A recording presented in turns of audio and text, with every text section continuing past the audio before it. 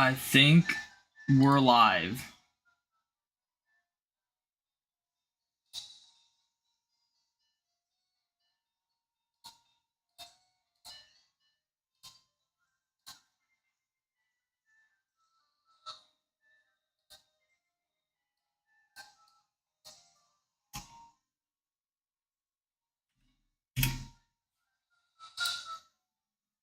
Let me save the changes.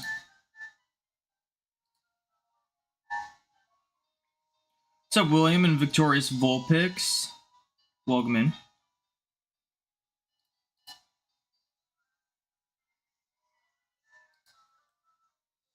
Let me get the YouTube chat up here.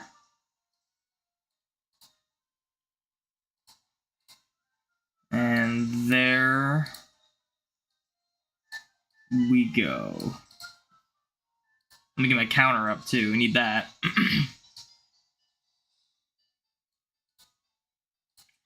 All right. Let's do it. I've already done. Let me tweet out the stream and then get my phone counter up for Bidoof.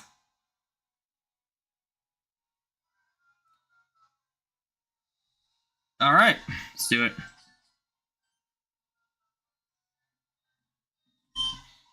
See if we get something today. Also, I'm currently 9,000 in on the Motostoke Gym.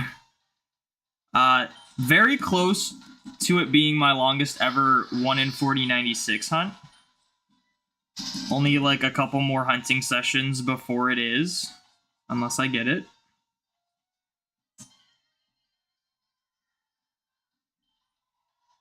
So hopefully we get that one soon too.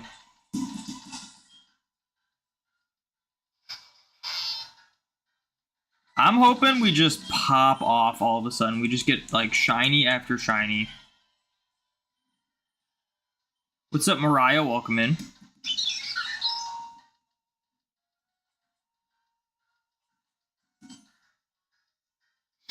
It's crazy how long it takes for you to throw your Pokemon out in battle if you don't like constantly tap the screen in Diamond and Pearl and Platinum. And I suck.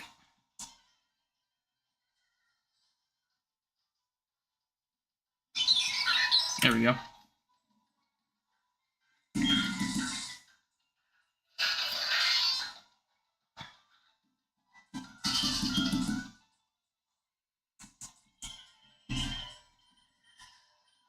Hoping for something today. Something full odds, I should say, because we're pretty likely to get something in Legends.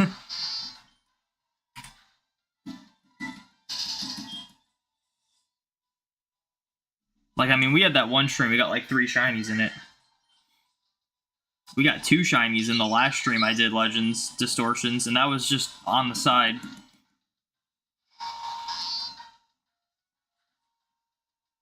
I might go through and perfect the research for like the Space-Time Distortion exclusives and the Burmese, because I think it'd be cool to have a good chance of getting those shiny.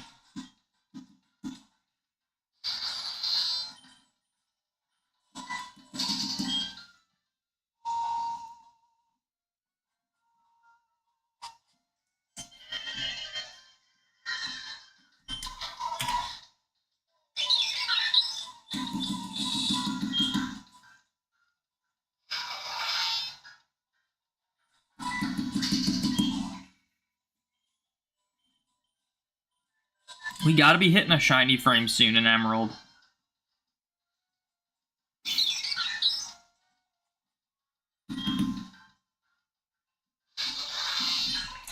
I gotta just consistently do the battle video so that like I know I'm hitting like that same area of frames.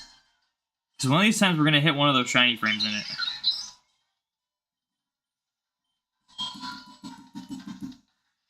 What's up, Hudon? You're confusing... Oh, sorry, you're continuing... confusing. You're continuing your Alpha Living Dex and just got a shiny Graveler. Nice. Oh, there's a Distortion. That was pretty quick. Actually, it wasn't that quick because I kind of had this game running for a bit before I went live. Oh, wow, it's in the spot as last time. Same spot. There's only like 3 spots you can get distortions in this area. Also, I still haven't gone back to Jubilife yet. I'm gonna hit. Oh, this is a.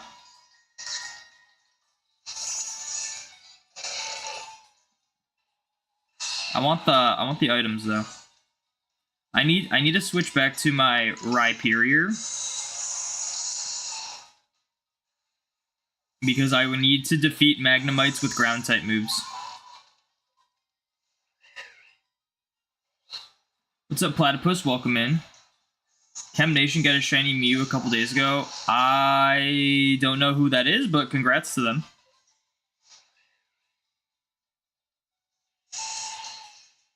What? Why is there an Alpha Paris and Parasect here?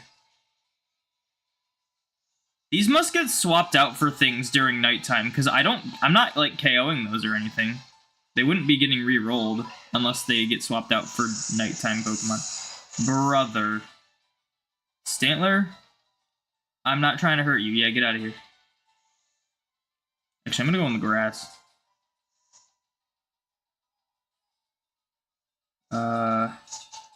Okay, what are you doing? I wasn't gonna attack you, but you leave me no choice.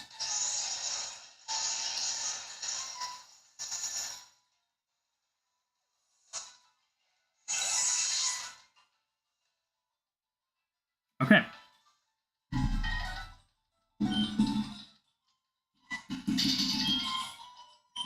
Yeah, I've been seeing a lot of people get shiny Mew lately. I really hope I get one soon. I'm gonna be the one person that goes, like, triple odds for it. I just know. Everyone else is getting it either, like, average odds or under odds.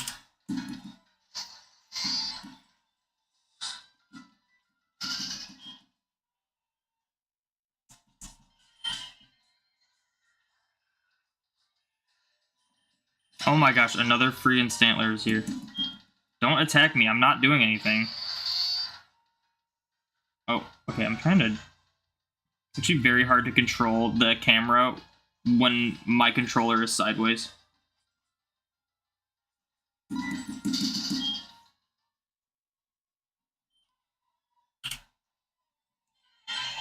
Wait, I hear alpha music. Is that for the Paris? Is that... It's gotta be, right? The Paris kind of wandered a little closer.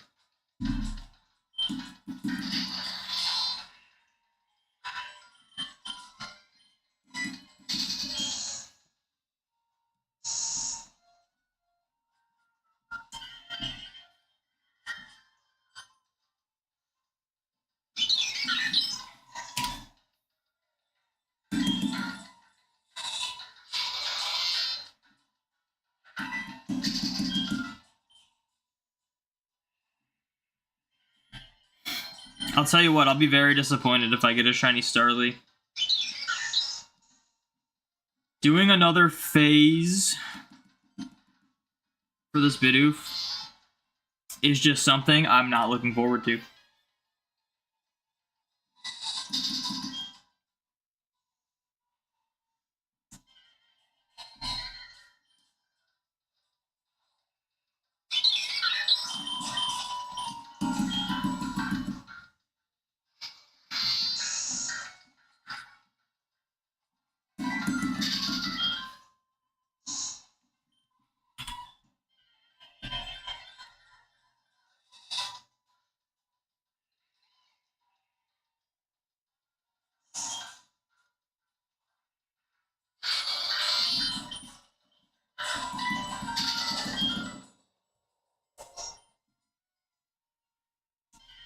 Alright, we'll do one more encounter, and then we'll do the Distortion.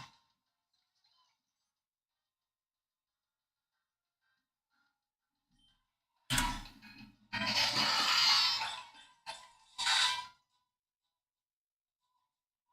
think what I'm gonna do, I'm gonna let the frames run. When you're in a battle, the frames don't change. I'm gonna let the frames run this time. Because before I haven't been, but just make it a little more random, I guess. We're gonna do all the superstitious stops to try to get the shiny Mew.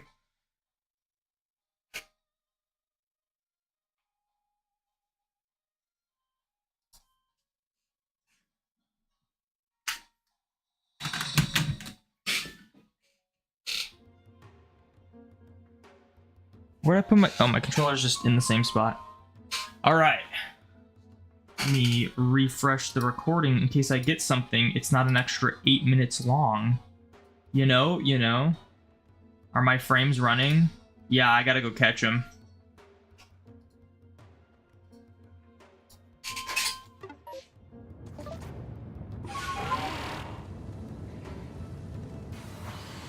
That's so crazy that we got a Paris and Parasect Alpha right next to each other. Hello, Magneton. What do I gotta do with this guy again? Catch one more, and that's it.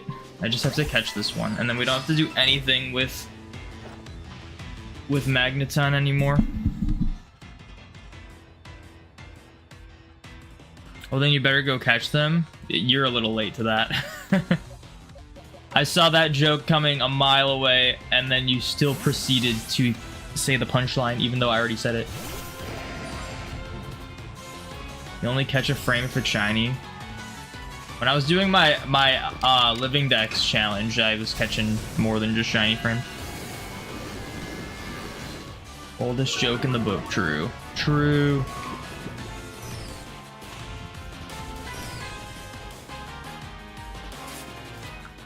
This thing was too stunned to move like 3 times in a row. Alright, we don't have to catch any more of these guys. So that's cool.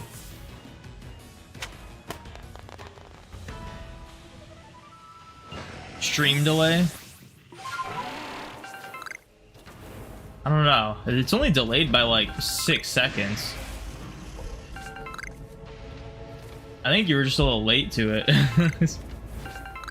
Magnezone? I do gotta catch Magnezone, I guess. Even though this one's not as crazy.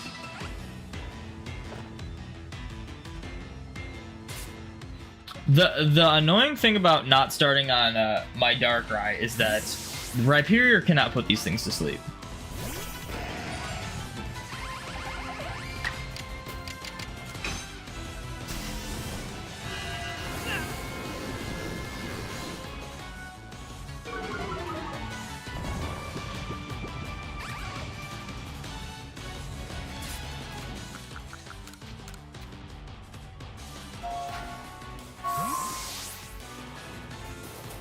I wonder when I'm gonna actually get an Alpha Magnemite. I really hope I get a Magnemite and not Magneton or Magnezone. Okay, these rocks refresh. And you don't have to go back to Jubilee.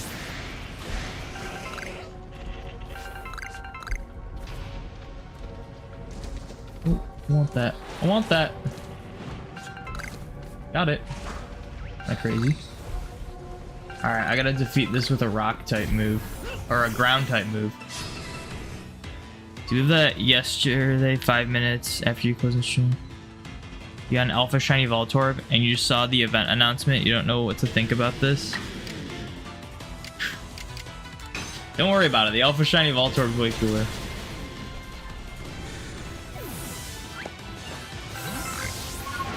I do find it kind of lame, if I'm being honest, that they're doing like Hisuian Voltorb. Like, I get it. Yeah, they said mystery, but the picture was clearly Hisuian Voltorb, and it's also Pokeball themed Pokemon. It's kind of weird that that's gonna be the only way to get like a mark on a Hisuian Voltorb. You know? And they don't need, you don't need the DLC, do you? Do you need the DLC for it? I think it'd be even weirder if you need the DLC to get that event, but I'll probably be hunting Voltorb for the last mark, the Hisuian one. I can't decide between the Hisuian one or the Kanto one, but they're both pretty cool. I like the Hisuian one more as a Pokemon, but the Kanto one might have a better shiny. I don't know. I might do the Kanto one, actually. The Kanto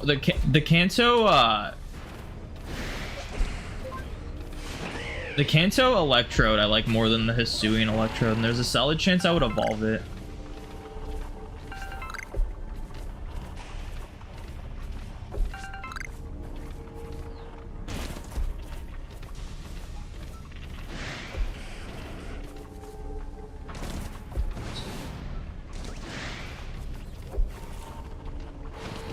Doing a complete Pokedex run, you see?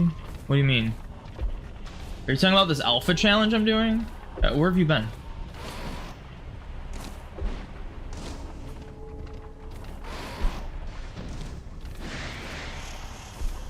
Okay, it's looking like I got all the items.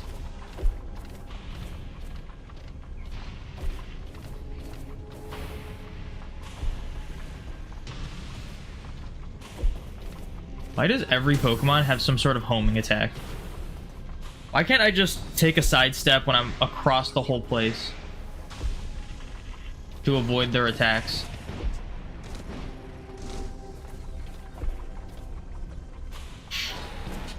DK Donkey Kong? Yeah, I'm getting even more lost, if I'm being honest. It's kind of weird seeing a non-alpha Rhyperior.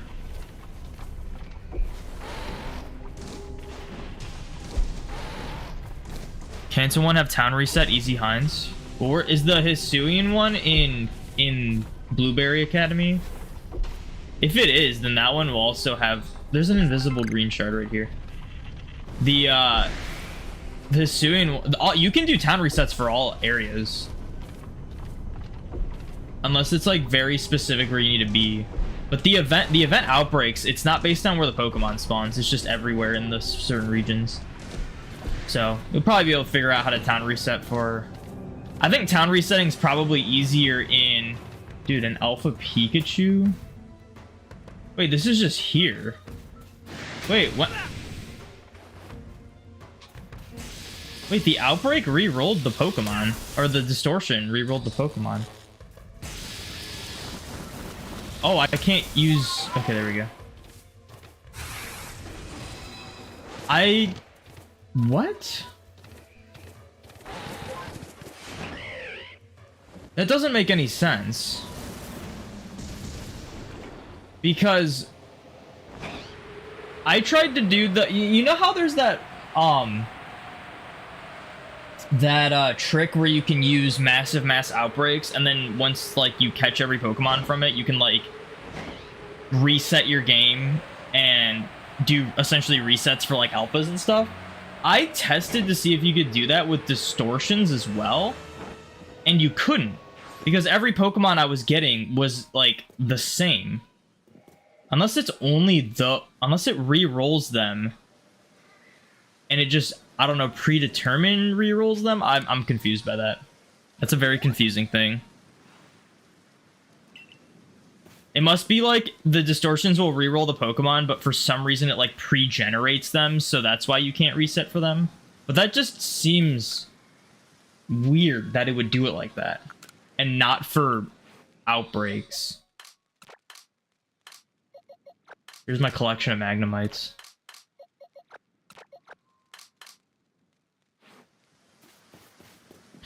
I'm a little lost with that. That was very strange. Very strange that it would re-roll the Pokemon, but you can't do resets for them. Like, that is weird. I don't know. Does that seem weird to you guys? That seems very weird to me. Alright.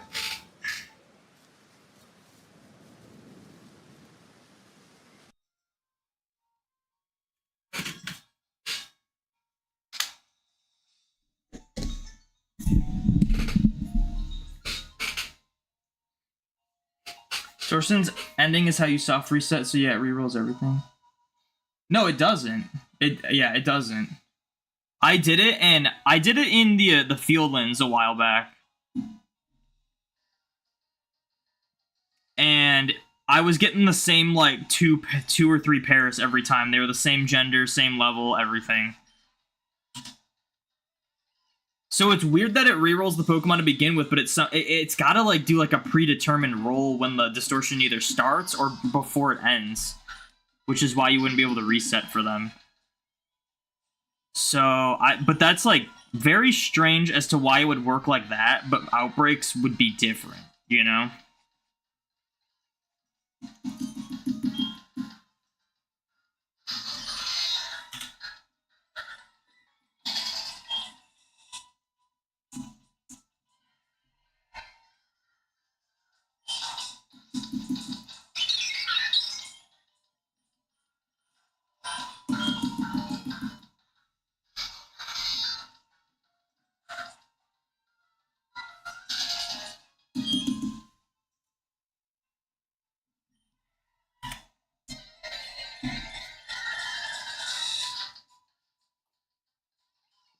You have a feeling that today I'll get this Mew? I wish I was as optimistic as you. I'm more optimistic when I do my Litwick hunt than the Mew hunt. The Litwick hunt, I get more encounters, and also... Actually, I don't necessarily get more encounters. But it's very similar, the amount of encounters I get, and it's also double the shiny rate, so... I usually have a bit more confidence I'll get the Litwick when I do that off-stream. But I mean, like, at some point, like, everything's just gonna pop. Like, we're over odds for Mew, we're over double odds for Litwick, we're pushing over odds for Bidoof. Like, amongst all these hunts, we are over 24,000 encounters with no shiny. And one of them is a 1 in 4096. Like, something's gotta pop soon.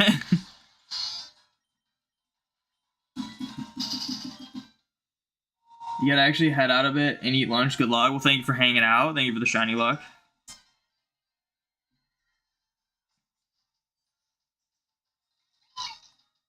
Getting Mew would be the best one, though.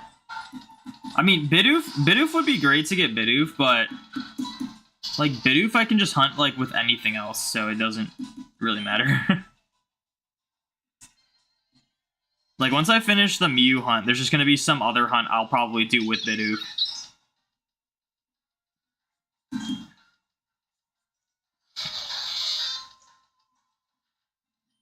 If I get Litwick, I'll be able to finish that video of the Motostoke Gym shinies. If I get Mew, I'll be able to finish this Mew video.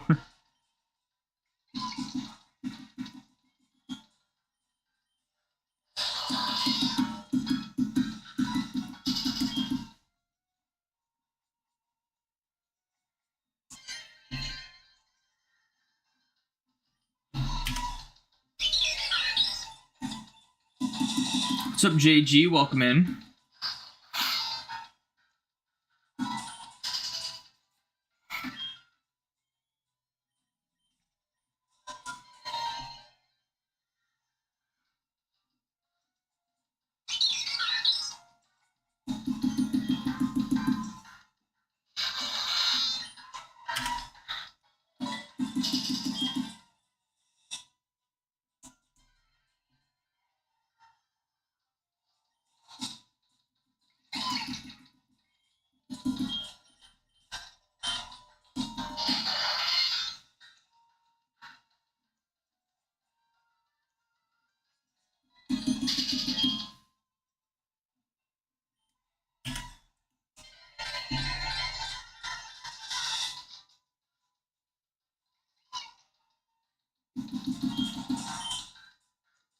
Playing Sonic Frontiers is weird as that sounds.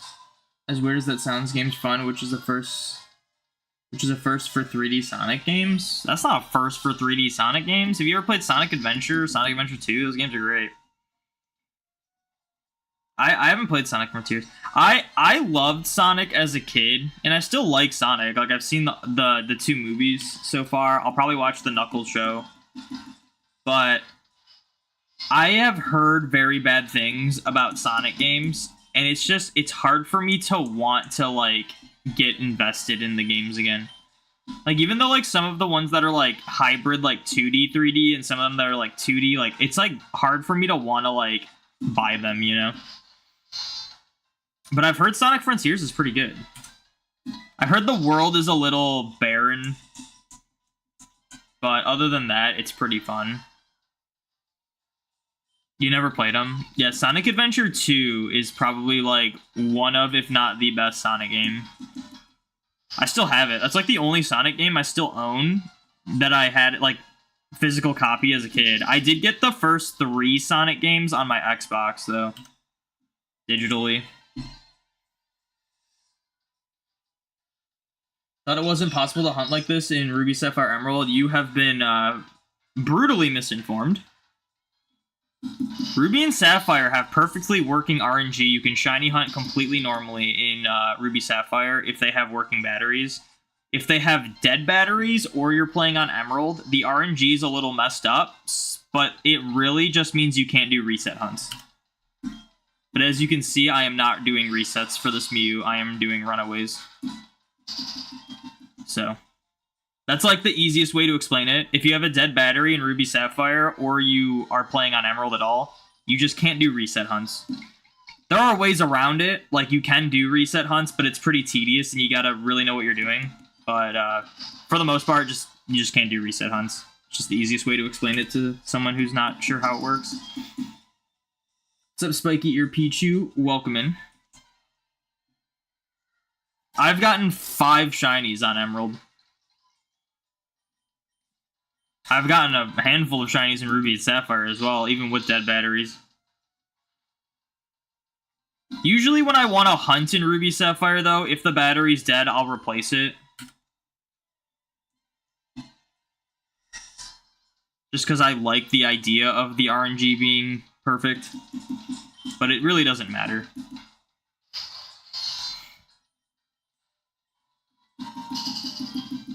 Yeah, there's 5 worlds, 3 of them being grassland type levels, so it's repetitive. Yeah.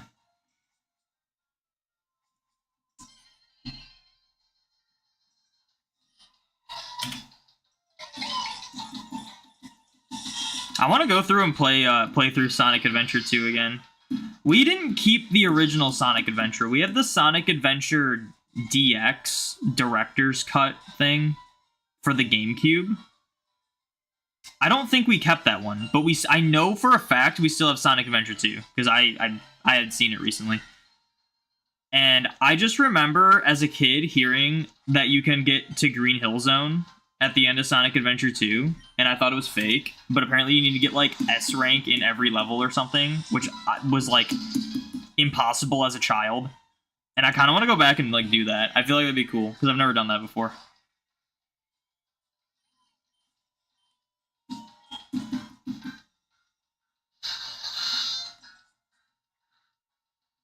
Yeah, Sonic Adventure 2, great game. Also, there's a solid chance that a lot of the plot points in the next Sonic movie are based off of Sonic Adventure 2. So I would play that game if you can.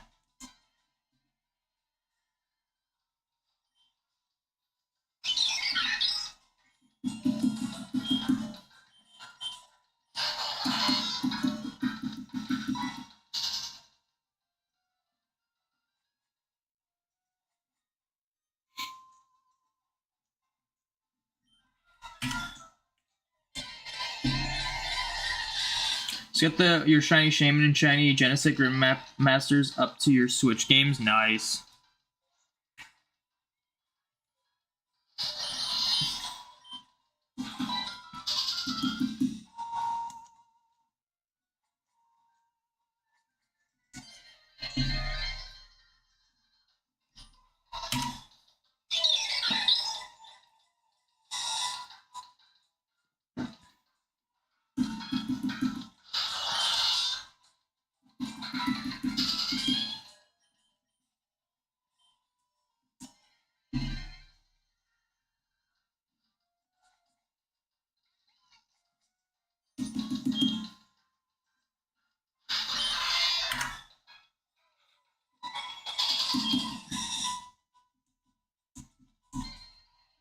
Dude, I just know I'm gonna pop off with shinies.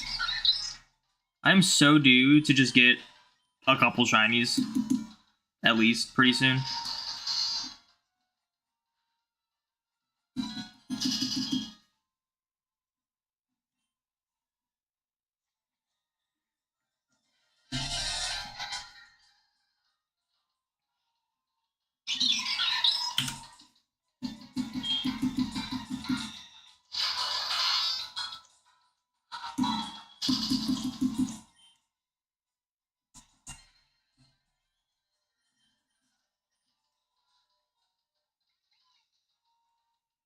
It would actually be so crazy if I got Bidoof first.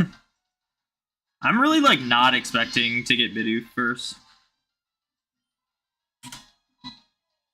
Everyone says they're due for shinies, but the game never listens.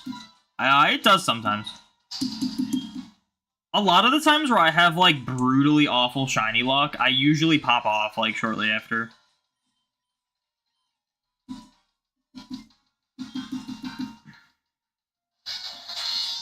Odds always seem to kind of even out. If you go consistently way over odds, eventually you'll get a string of good luck.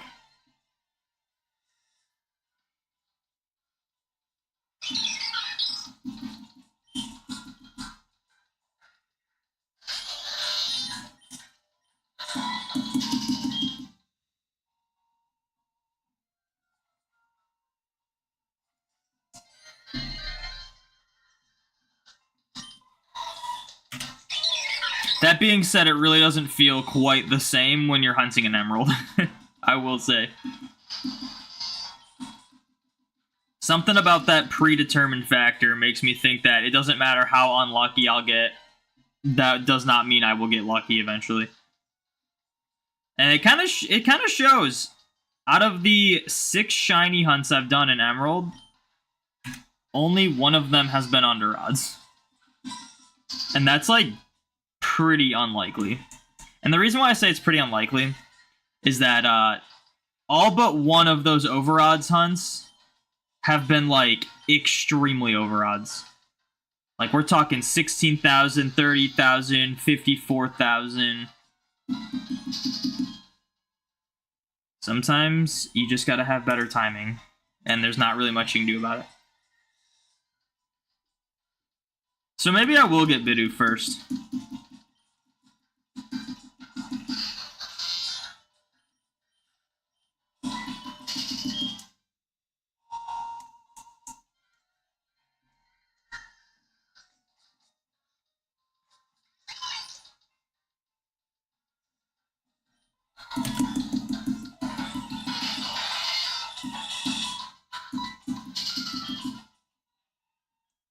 I definitely have to get Litwick soon. Like, Litwick's gotta happen soon. I really hope the Litwick doesn't become, like, my first 16k or something, friggin' 1 in 4096 hunt. I feel like so many people go, like, 16k for a 1 in 4096 shiny. When, like, in reality, it is very unlikely to go 4 times odds for something. And I have only done it a handful of times.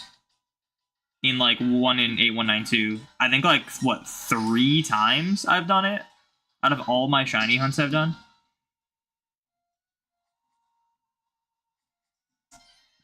And literally 2 of them were last year. No, I've done it 4 times. I forgot about the Caterpie. The Caterpie was 37,000. But still, like 4 times out of all the full odd shinies I've gotten.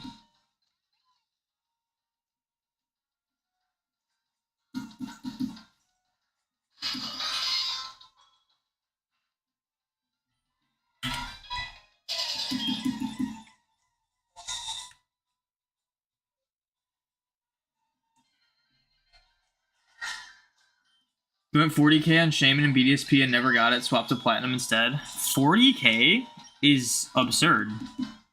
That is almost 10 times odds.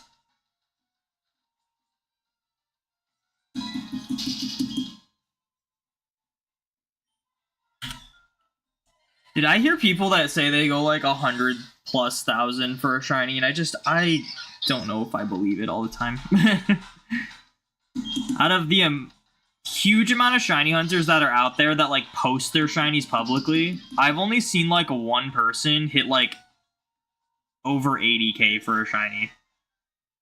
But I'll have like people casually in chat be like, oh yeah, I won 130k for a shiny once. And it's like, I just don't believe that. But yeah, 40k is crazy. It is very like improbable to go for almost 10 times the odds. I mean, like, my worst, and I've been shiny hunting for a while now, my worst is like 6 times odds, I think. What was 54,000?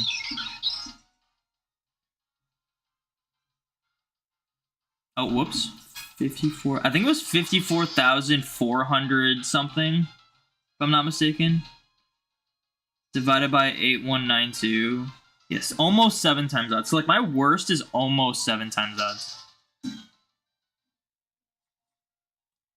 And I've only seen a couple people that, like, post shinies publicly go longer than that. Like Tales of Taylor went like 60 something K for a pit of. Supreme Arcanines went like, I think it was like 70 something K for Registeel. And then it was like, I think it was Majestic Pale went like over 80K, like 88K or something for a shiny Golduck. And like that is actually like the extent of people I have seen go farther than like 54,000.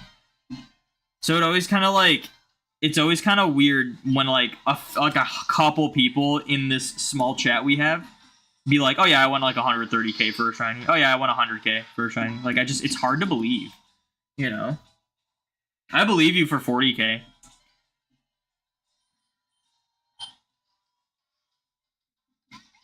But like I really feel like a lot of people go like 4 times odds for 1 in 40 96s. So I'm like kind of worried that it's gonna happen to me on this Litwick hunt, because I'm like, that's the one thing about shiny hunting that sucks, is when you're like so far in. Like I'm 9,000 in, I'm like over double odds, and the sad reality is that there's a solid chance I'm not even halfway done with the hunt.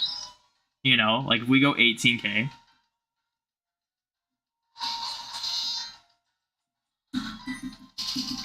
Like, I think I saw Supreme Arcanines. He went like 26,000 or something for a 1 in 40 96.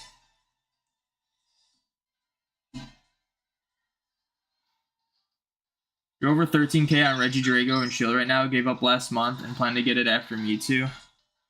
Yeah, you gotta go back to it, because if you do 13,000 and then quit, like, that's 13,000 for nothing, you know? So you gotta get back to it.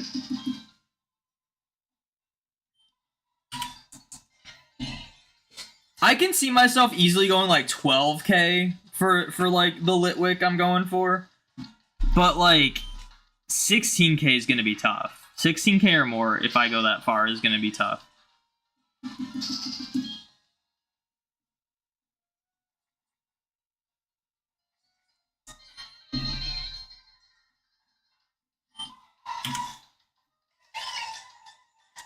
Normally get your shinies around odds, and very rarely twice or triple odds. 40K was your worst by far. Yeah, I mean, 40K will probably forever be your worst for 1 in 4096. Like, I don't know anyone that has gone that far for a 1 in 4096 shiny.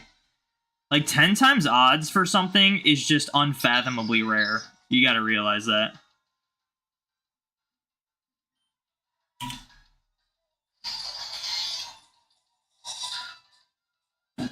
You're gonna go back, but dude, that over odds after multiple double odds Masuda hunts is crazy. Your shiny luck in the past few months is abysmal. Yeah, I feel that.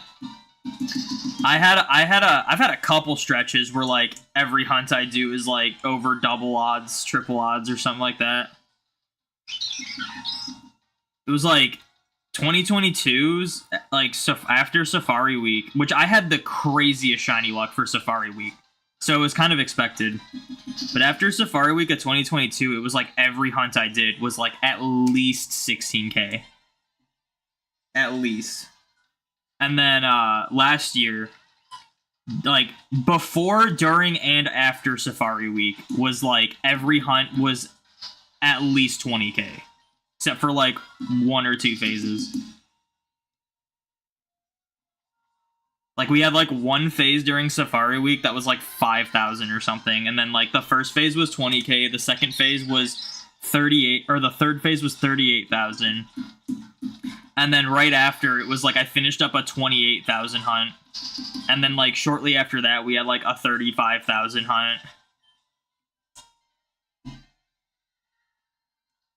So yeah, like you get in that like bad luck fatigue. It's not like shiny hunting fatigue, it's like bad luck fatigue. Like, I'd be more into it if I wasn't going triple odds for every hunt. Like, if I was getting average or even a little like worse than average luck, it still would be fine. But when you go like that far for like consistently like most of your hunts, it just sucks.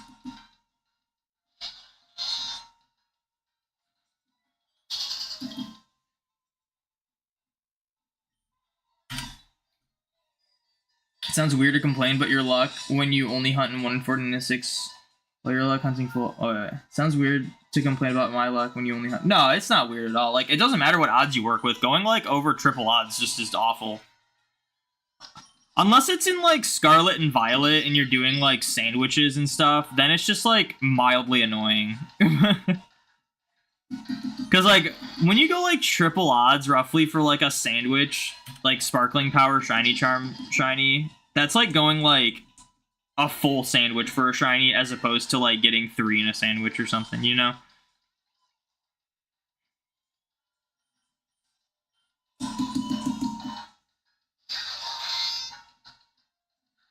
Like, I mean, like, I'm complaining about going 9,000 for a 1 in 40 96. Just because it's over double odds. Like, I'm complaining more about that than, like, the Mew and Bidoof. Mew is only slightly over odds, and Bidoof is slightly under odds right now. It's just kind of like the combined of, like, I've done over 24,000 encounters with nothing. And I've been hunting these things for quite a while now.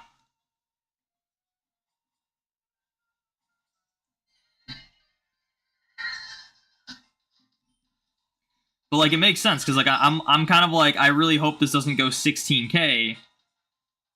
Because that would be terrible, like, for the Litwick. When 16k is something I do quite often for, like, a 1 in 8192. It's, like, it still sucks, but it's not really the same. Yorolu Egg and Platinum is giving you the work right now. Yeah, and that one's, like, really hard to hatch for. I want to do that Riolu Egg and Platinum, but I think what I will do is I'll do, like, maybe, like, 2 or 3 games, Diamond, Pearl, Platinum, and then I'll do, like, also BDSP with it. And it'll be, like a ton of games going at the same time. I think that's how I would do it. Like, yeah, it'll take a while to hatch them, but, like, every time we do hatch, like, a set of eggs, it'll be, like, a good amount. It'll be kind of like Manaphy. When I did a few eggs for Manaphy, it really didn't feel that bad. Even though it took a while to hatch the eggs, we would hatch a lot in, like, a set amount of time. So it was, like, not as bad to go, like, 20 minutes to hatch an egg, because when you went 20 minutes to hatch an egg, you would hatch 4 eggs. And then at that point, it just kind of feels like a regular, like, just long reset hunt.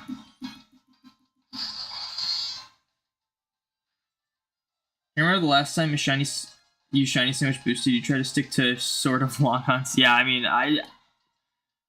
yeah. That's just why I don't really hunt in Scarlet and Violet anymore. I will be doing the Voltorb and Fungus event though to try to get that last personality mark. I will be doing that, but after that personality mark is found, I will probably not be touching Scarlet and Violet for maybe ever.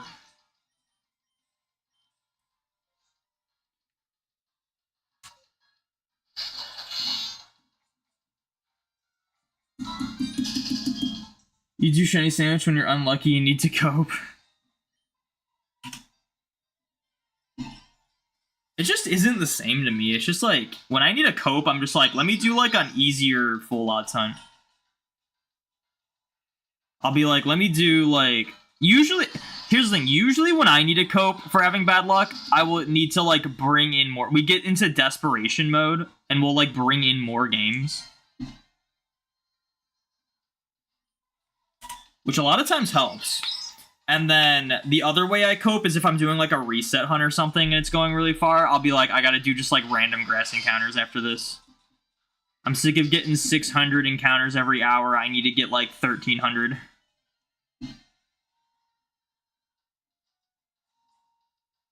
I'm like, I want to be getting this shiny in 4 hours on average.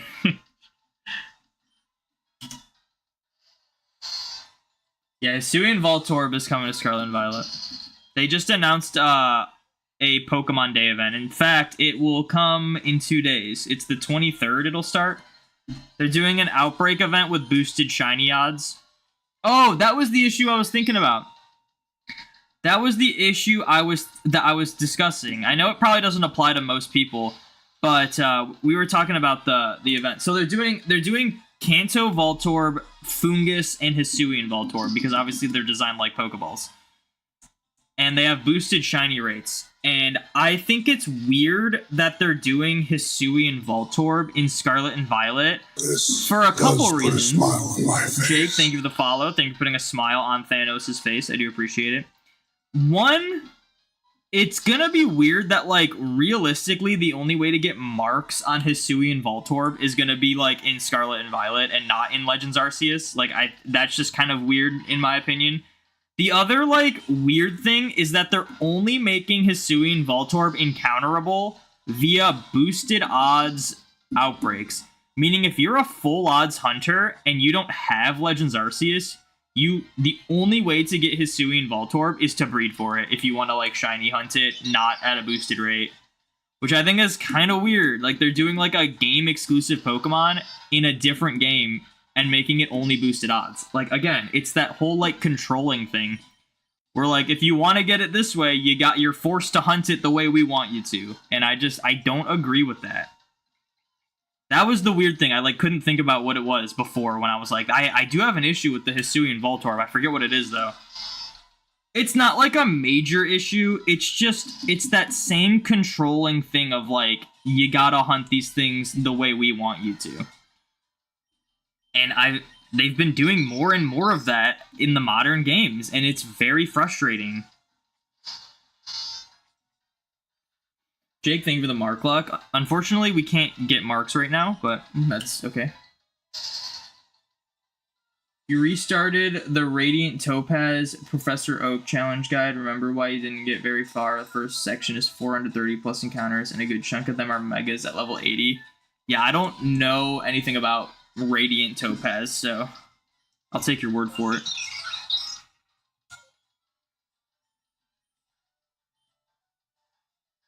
I hated how they handled the Hisuian forms. They were supposed to be extinct sort of forms in Hisui, but every other trainer in Paldea has one. I mean, they, like, had to do that, though.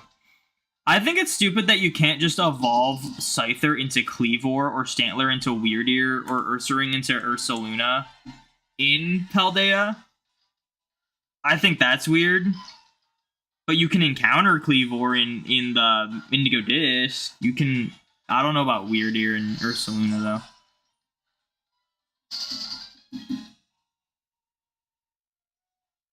Basically, you're just suffering. Happens. Do I enjoy this? Do I enjoy shiny hunting? Is that what you're asking? Yeah. No, I hate doing this. That's why I stream it. What kind of question is that? Okay. Do you enjoy doing the thing you're doing right now? No, I absolutely hate it. I don't know why I even got into this.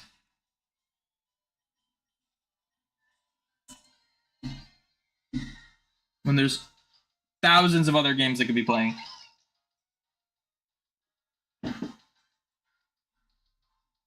I need to check something.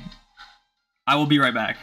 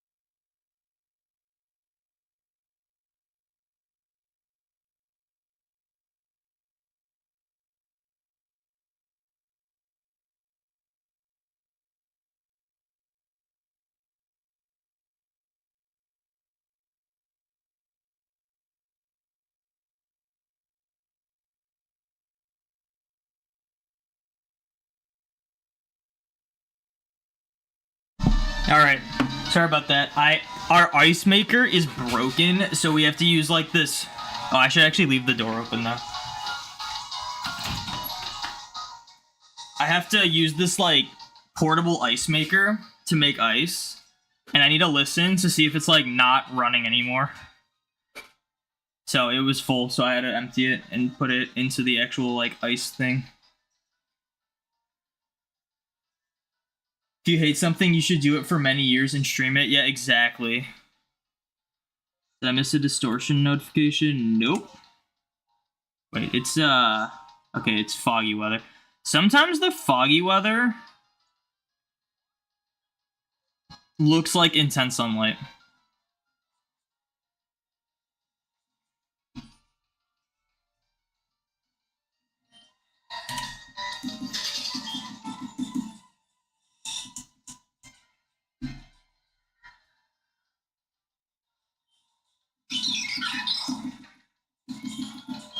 It's very strange that intense sunlight makes it so you can't get distortions. I get blizzard and thunderstorm. Like, I get those. Especially because that's when, like, massive mass outbreaks appear. But, like, intense sunlight? Pokemon White is better, bro. What are you trying to say? Like, what's your point? You can't shiny hunt Mew in Pokemon White. You can't shiny hunt... Actually, you might be able to shiny hunt Bidoof in Pokemon White. Whatever point you're trying to make, it's completely invalid because you don't understand the context of what I'm doing, I guess. Does it look like I'm just playing through these games to enjoy them? Because anyone with their eyes open that isn't completely blind and deaf would be able to tell what I'm doing, you know?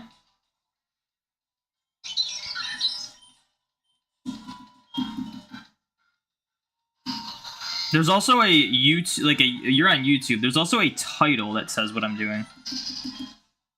Very easy. You can't really miss it. You had to see it before clicking on the stream, you know?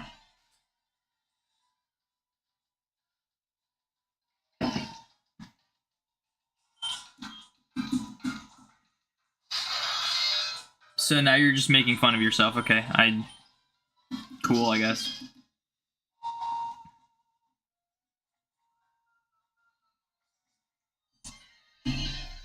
Do you know what's actually funny about YouTube? This is actually the best way. This just made me think of it. I thought about banning people. YouTube has one of the most hilarious ways you ban people. It's so funny. The way it works is you can't like fully ban someone on YouTube, but you like hide them from your channel. And I looked up what that does, and that essentially means they can watch and comment on your videos if they want, but if they do comment on your videos, no one will see it, including the creator. And I think that's hilarious, because like if someone's being like weird on YouTube, you can hide them from their channel and they would just never know, but no one else would like see their comments and stuff, and it's so funny. But they still like give you views and stuff if they watch your videos. Easy twinkling star ribbon for Shaman. Yeah, the twinkling star ribbon was easier to get than I thought. Especially if you get all the stickers on the ball capsules. Calm down, you're one of the 9 people watching me. There's also 18 people watching me on Twitch, so I guess you're false with that. And I'm also very calm, so I don't know what you're talking about. Clearly, this person doesn't know what calm is. I can do it, though. I can hide you from my channel, and then, like... I can hide you from my channel, and you can keep commenting your day, like, for days, and you would never know that no one can see you. Which is so... I think that's so funny how he does it like that. 18 people, including my chatbot. The chatbot doesn't count.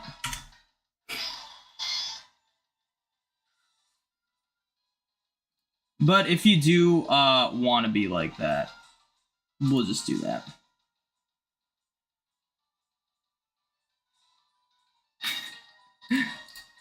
they wanna actually be like that. I don't get why people think they're so hilarious. Like, you're on a YouTube stream and dogging on the streamer. Like, do something more important. Like, do something better with your life. Watch a streamer you actually care about, at the very least, that you actually enjoy. The YouTube chat is definitely different than the Twitch chat, I will say.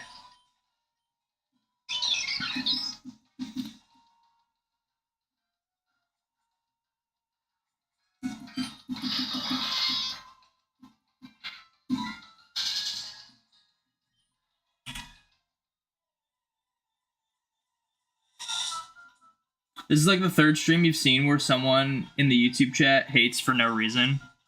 To be fair, like, I have a lot more subscribers on YouTube, so there's more, like, random people that probably, like, subscribe to me for some random, very specific video, and they don't really care about my content overall. Like, one thing with YouTube that I do that I don't really care for. My most popular video on YouTube is a tutorial on how to do the DNS exploit. And it's like, obviously I didn't discover how to do the DNS exploit, so it's not like a unique thing to my channel, but I just got lucky and mine kind of like got more popular. And it was before I like scripted videos and stuff, and it's like not the greatest video. I wasn't that good at explaining things. And I kind of hate how that's like my most popular video, because I just know that like a lot of people that do subscribe to my channel probably come from that video just looking for like more tutorials like that, when that's not really what I do. So I kind of have like regrets with that video, but obviously I'm not going to take it down because it helps a lot of people out. Like, I still get comments just saying people help it out. Put a smile on my face. OG, thank you for the follow. Thank you for putting a smile on Thanos' face. I do appreciate it.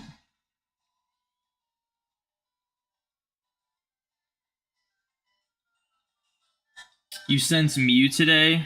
I really hope something shows up today. Currently 9,000 in on Litwick as well. Unless I'm blind? Oh, I am blind. Oh my gosh. This one's like about to start too. Where am I going?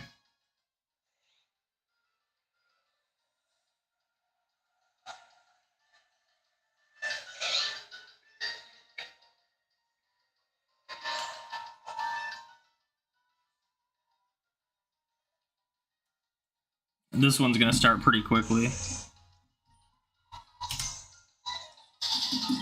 Yeah, I'm over odds on Mew. The number's right there. The odds are 1 in 8192. I'm over odds on Mew. I'm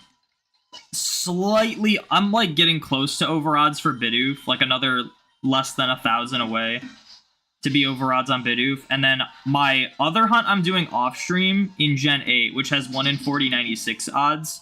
I am currently 9,000 in, so I'm like over double odds for that one. So we've been having pretty bad luck lately.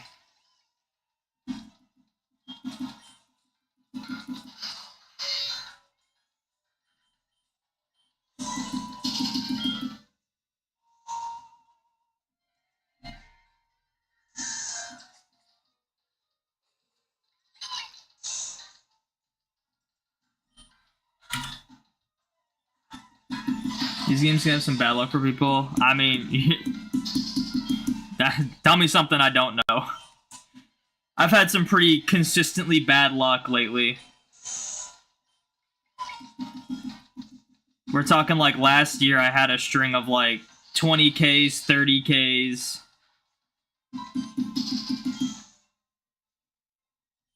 My longest ever hunt is 54,000 something. Alright, well, I guess this is ready to go, so I will switch over to Legends now. I think that was a 40-minute timer. I think that was the max. Either that or I am blind and I couldn't see it, but that was a close one, so it starts a little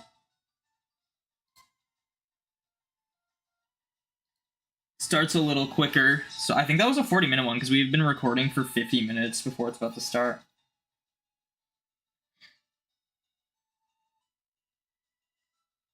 Don't mind me, just gotta switch this over.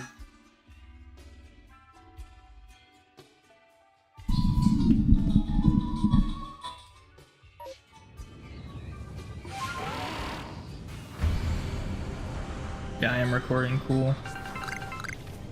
Alright, Alpha Magnemite. Let's see it.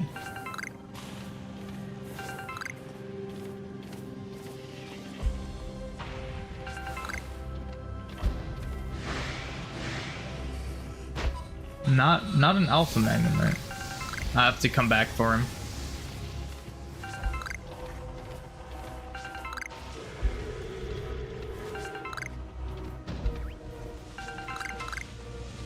I don't need to catch Magnetons anymore.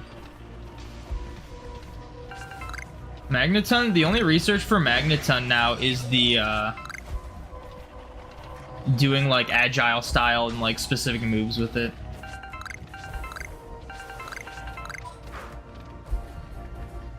No Alpha Magnemite, but I can at least... Oh, I'm on the wrong Pokemon. Whoops. Here, we'll do this. This might be easier to do. Am I doing Pokemon Go 2 or Global? Yeah, but I'm not going to make a video on it. I'll just do that personally, like, on my own time.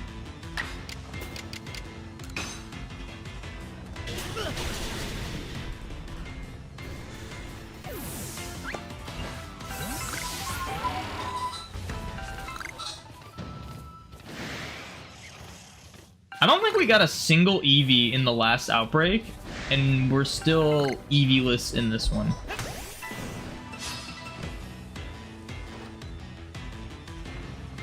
You're just doing Masuda for every starter. You're doing grass. Right now you're doing grass because you just started. What game? Scarlet and Violet? So you're insane. Yeah, Masuda method's definitely the harder method in Scarlet and Violet. Which is kind of sad. Very sad in my opinion. It's sad when like a staple of a shiny hunting method is pretty much rendered obsolete because of how easy it is to find the shinies.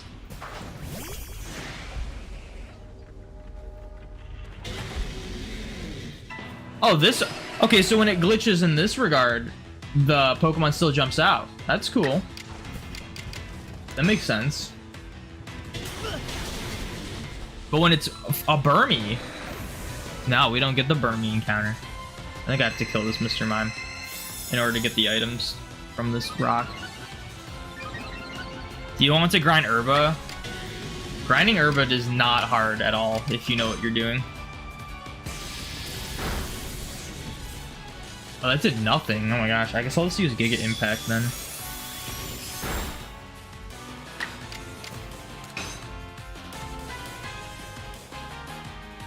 Since when is Giga Impact not 100% accurate? What? Yo, John! Thank you for the raid! Welcome in, John! Thank you so much for the raid. How's it going? Since when is Giga Impact not 100% accurate? What is this?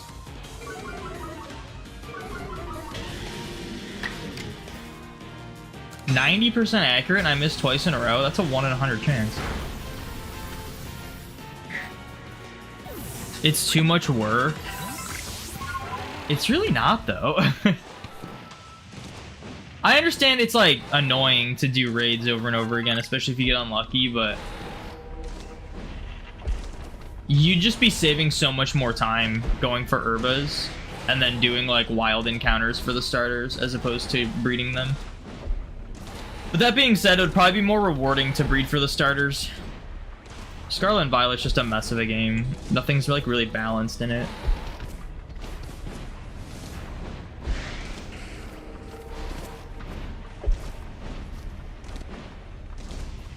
You just join bot streams on YouTube and literally shows up every time.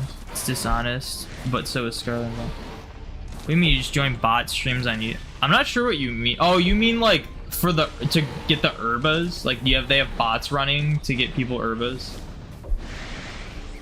I think even like just straight up grinding them isn't that hard. Like, if you just, like, roll the date, or, like, do the time skip thing to keep getting level 6 raids, you're very likely to get Urbas. And then, sometimes you can just stumble upon a level 5 raid that'll reward a lot of Urbas. And the level 5s are, like, really easy.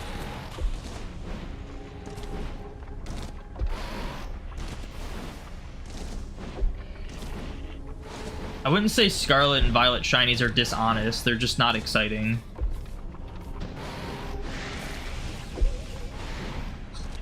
Like, I mean, if you get a shiny legitimately in Scarlet and Violet, that's still cool. Just, shinies are pretty easy in Scarlet and Violet.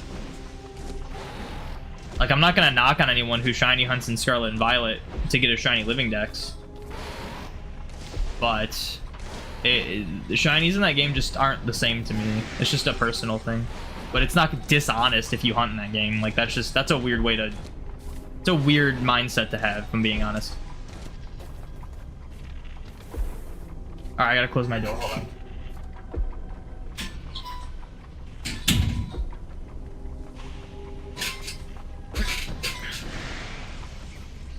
We haven't even gotten, like, a spawn to be alpha yet in these. We've only done 2, but still.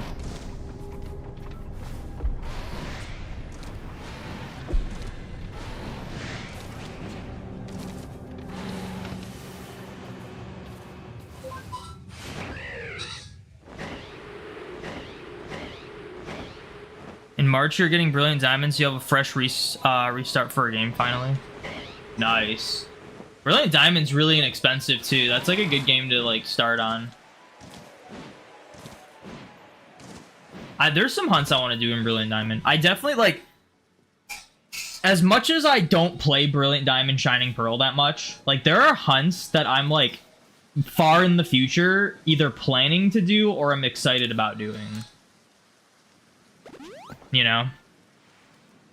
Like, at some point I want to go for all the unknown full odds, and I think, like, having some games running, like, a BDSP would be so cool. Or, like I said before, with, like, the Riolu egg. Like, it'd be cool to run, like, some Diamond, Pearl, Platinum, and BDSP to hunt that. And I guess same could go for, like, the unknowns and stuff. Then there's, like, you could easily hunt, not easily, but you could more effectively shiny hunt for, like, female Torchic in the Grand Underground than, like, any other game, because you can use Cute Charm. I think that's cool, too.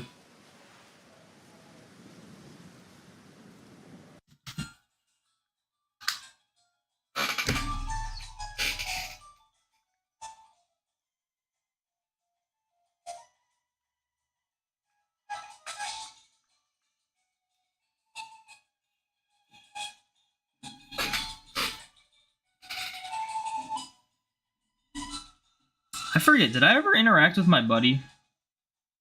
I need to do that.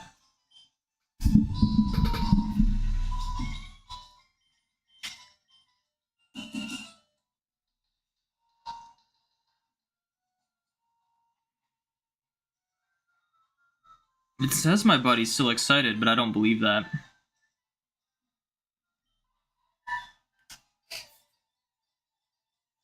Did that counter go up? It should have, right?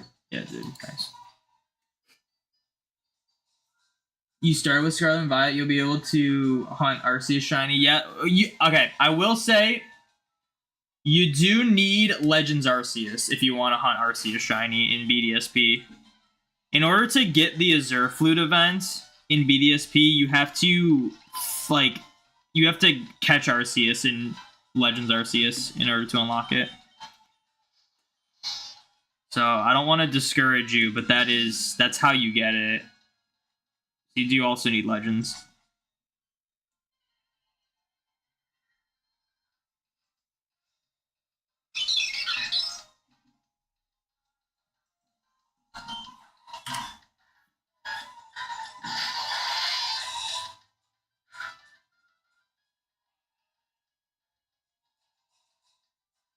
You were just typing to type, you already got a shiny Living Dex in that game too.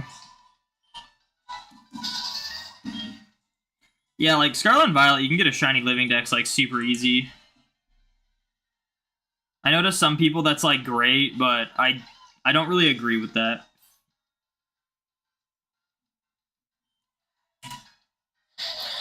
Finally found the encounter you were missing on this route. Nice.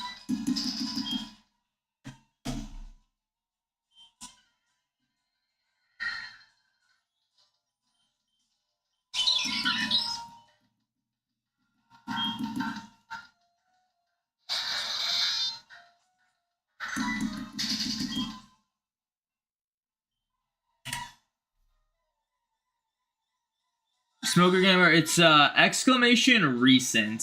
Not recent shiny, just recent. I also don't know what it would be. I don't remember. It might be the marked Litwick I got.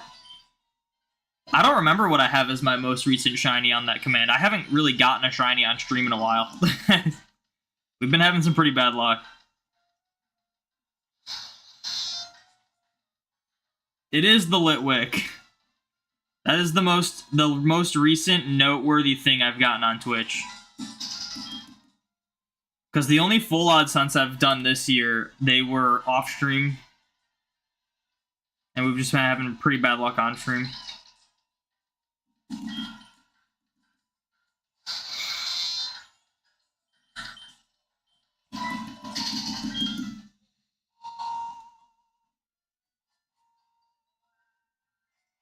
Only 2 routes, breeding, then all the Evos, then the Megas. Nice.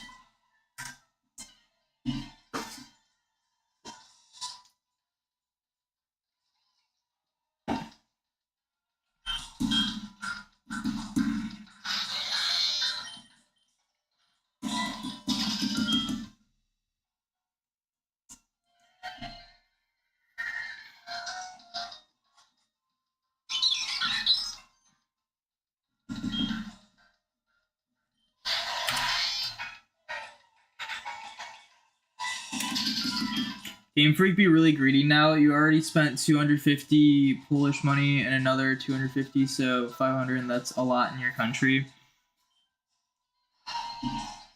I get that with like the sense of like you need to buy like Legends Arceus to get Arceus in BDSP, but you could always try to like have a friend lend you the game and then just play through it and get the save data for it.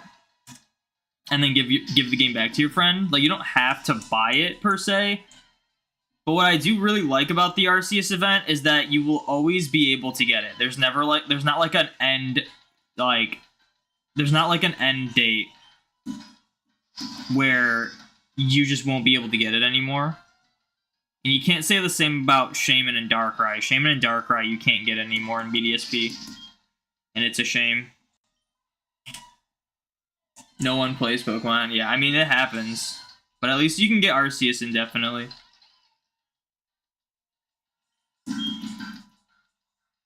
I think they're the most. I think the most like greedy they've been was with the Scarlet and Violet DLC.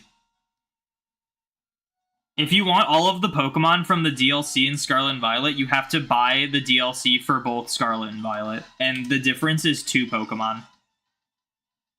So at some point, I will probably have to drop $35 for 2 Pokemon, and that just makes me so annoyed.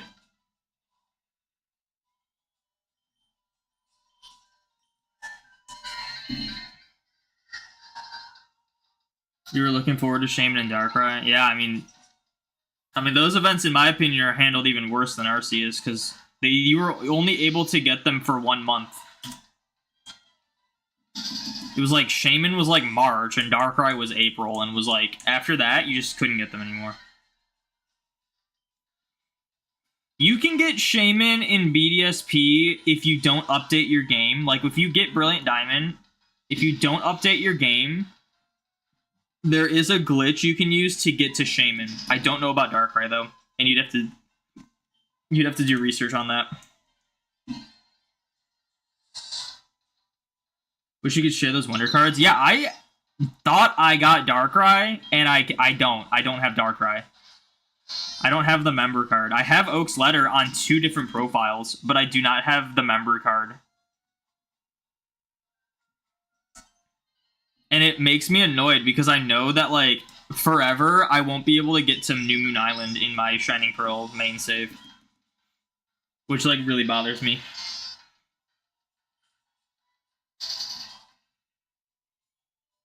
What if you buy it in March this year? Can you still do glitch? You just don't update your game.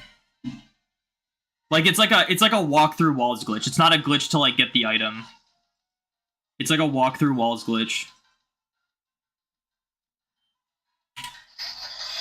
So you can do it anytime as long as you like when you first insert your game cartridge, it'll like prompt you to update. Don't update. You gotta be on version 1.0.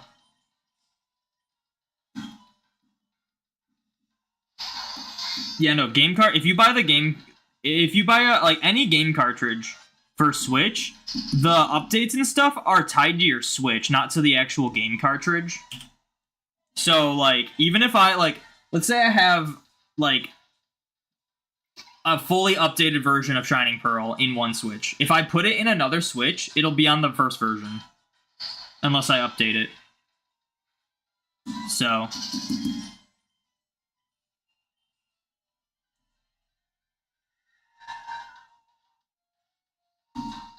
Yeah, you're buying it online. Oh, through the eShop? I don't know how it works like that then.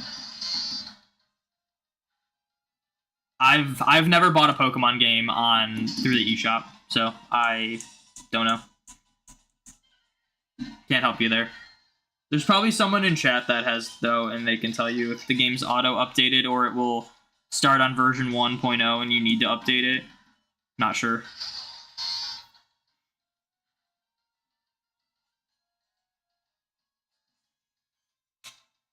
Shops don't sell Pokemon games. You don't have gaming shops.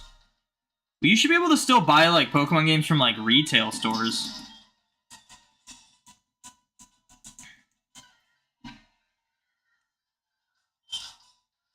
Unless it's just different where you live.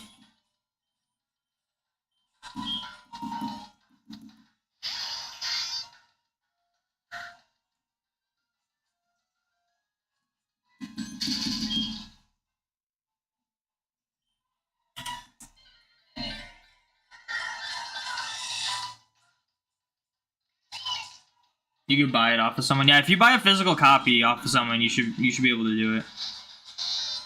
Or like online somewhere. Actually low key, you will probably get a better deal if you buy the physical copy as well. I can imagine. I actually am curious now. Is BDSP still listed as like $60 on the eShop? I've never checked. Because in retail stores, it's like $30 or less for those games. So you would probably be better off buying a physical copy online anyway than through the eShop digitally. Pretty sure it's auto updated, but take it with a grain of salt because it's been a while since you bought a game on the eShop. Yeah, I mean the last game I bought on the eShop was Super Mario 3D All Stars, and that was like 3+ years ago now. No, it was like 4 years ago now, right? It was like 4 years ago.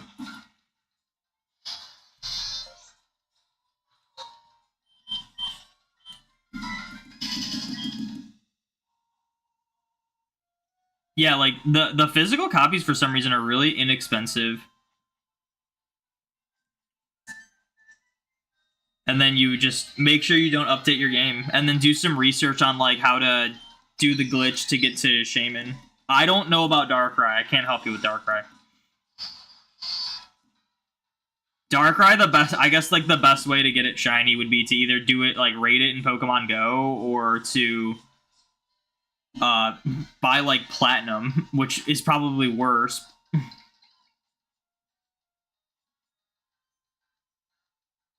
It's used though. Yeah, it doesn't matter if it's used. You should be able to find like brand new copies for pretty cheap though.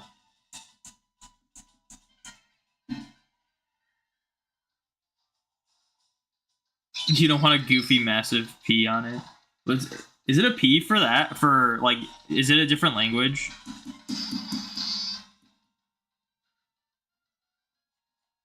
Like the only other way I can think of to get like shiny Darkrai like legally would be to like hunt it in Platinum, do like the DNS exploit, but like if you probably don't have Platinum, you probably don't have like a DS, so that would be like already not worth it. And then there's like the hurdles of getting it up to the later games anyway.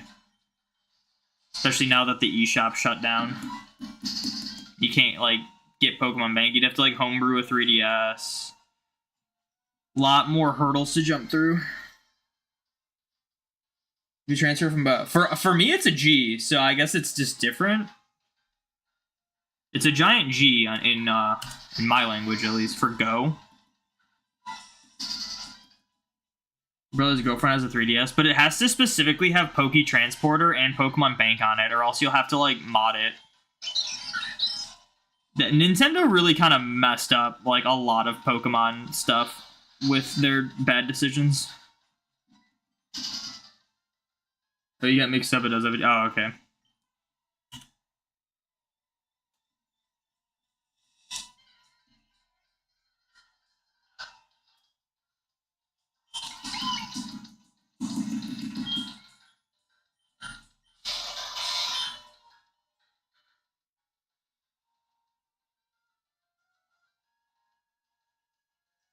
What the heck? What is this? Oh, did I just get recharged for my online subscription?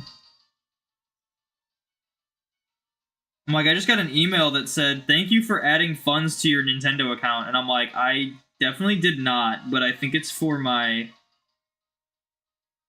Yeah. My NSO subscription. I was like, I totally didn't just add funds. That was kind of scary. Thor, welcome in. Thank you for the shiny lock. NSO, not home. Home is like $15.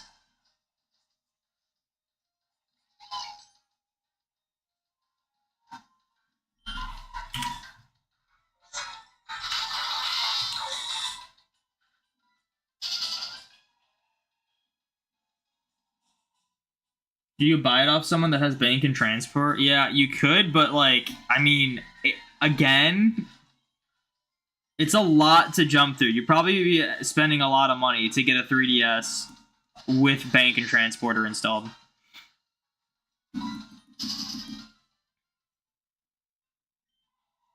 Also, you'd be running it under someone else's account, because the only way you, like, have those things set is if you're, like, logged in.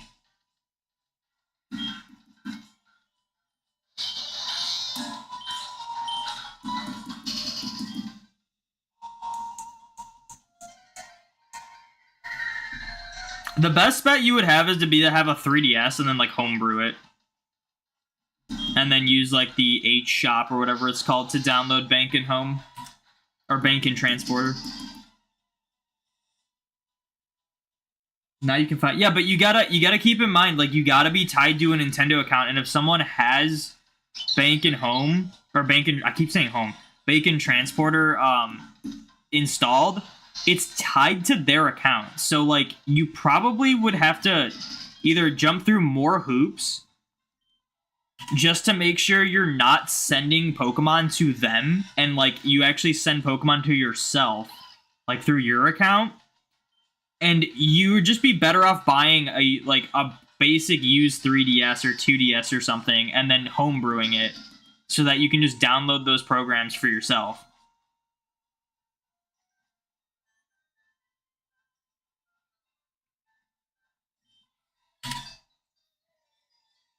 Darkrai with the massive G it is. Yeah, they really made it hard to, like, be a Pokemon fan these days.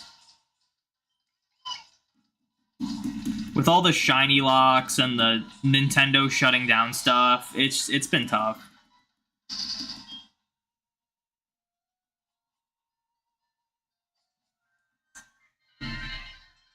But you should still be able to get Shaman in BDSP if you don't update your game and you have it as a physical copy.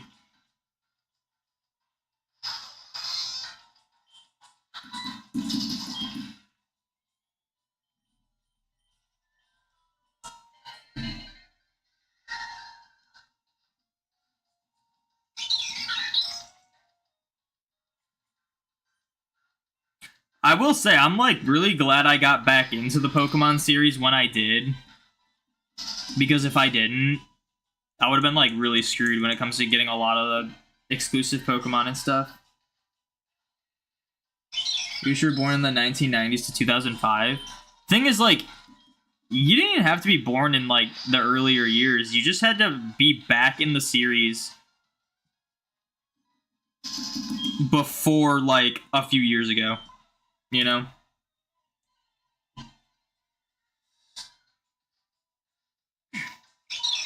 Like, I didn't get back into the series until, like, 2016, essentially, when, like, Sun and Moon were coming out. And games were still really cheap then. Older games.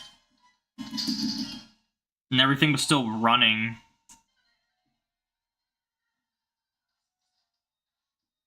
You would be 6? Yeah. I mean, I was, like, 8 when I got into the series. Well, I mean, I was always into the series. I don't remember not playing Pokemon, because even when I was, like, really young, we had, like, Pokemon Stadium and Pokemon Snap. But when I got into the mainline games, I was, like, 8, 9 years old.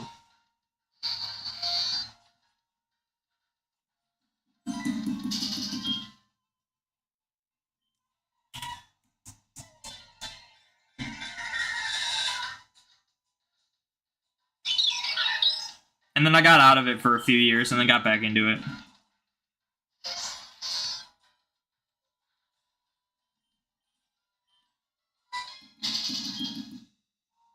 It would be worse for the newer gen. Yeah, like, that's what I'm saying. Like, they really make it hard to be a Pokemon fan these days. I feel like most of it is just Nintendo's fault. Just, like, shutting down the services and whatnot. I bet if Pokemon, like, had control over it, they'd just keep the services running as long as they wanted to.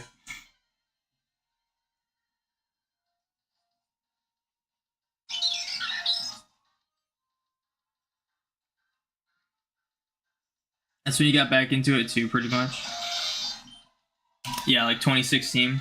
It was late 2015. But I didn't start, like, buying new games until, like, 2016. Quick question, since you're thinking of starting this Mew hunt eventually, do you... Hold on. This like, heart thing is in the way.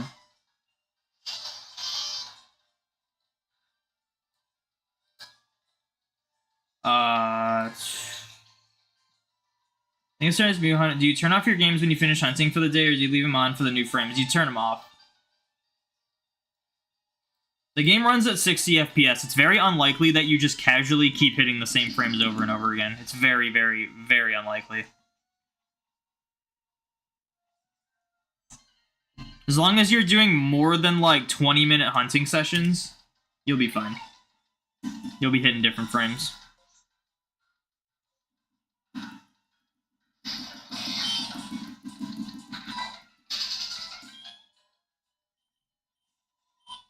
They should make the DLC for Gen 10, like, make it Dynamax Adventures, but Mythical and Shiny Locked Pokemon are able to Shiny hunt them like Victini. I would just prefer soft resetting for them. And also, they shouldn't do DLC for Gen 10, because DLC for Gen 9 was abysmal and just such a cash grab. In order to get all of the Pokemon, you had to pay more than just the full price of the game for the DLC. It was honestly a scam. And I haven't even done it yet. Like, I'm gonna have to, but it's still, like, it's annoying that if I want 2 freaking Paradox Pokemon with my OT, I have to drop another $35, and I can't even Shiny Hunt them. And I can't even Shiny Hunt, like, anything else in the DLC that's, like, new.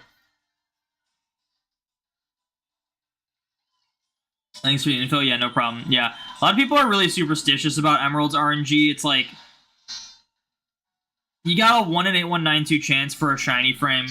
The game runs at 60 FPS. You pass a shiny frame on average like every 2 to 2.5 minutes. And it's like, if you're hunting for like 30 minutes plus, just like think of all the shiny frames you've passed, and like eventually you'll just hit one. If you just like, even if you turn your game off.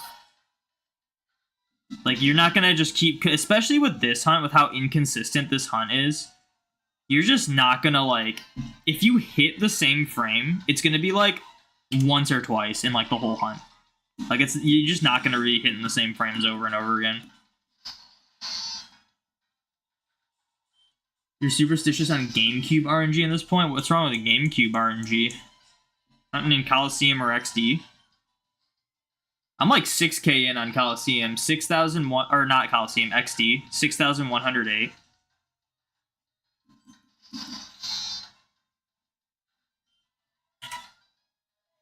Sovereign Sarah, Dynamics Merger Tower, they could be wandered like Entei Suiku and Raikou in some way. Oh, like the roamers? Yeah, that'd be cool. They would have to not do overworld shinies though for that. They would just be impossible to hunt.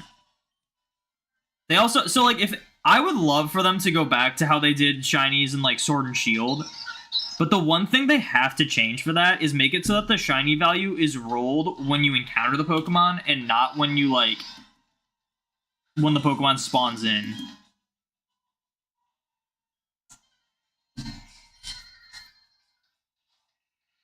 Drag Hunt and Leaf Green is the first time using a GameCube and it's at 19k. Yeah, that's not the GameCube though. You're still running the same game.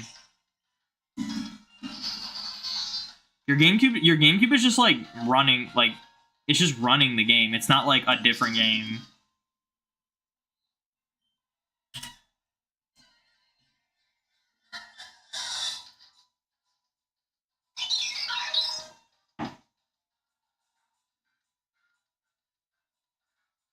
There'll have to be a way to shiny hunt them. Also, older generations are way better because you can hunt every Pokemon. Yeah.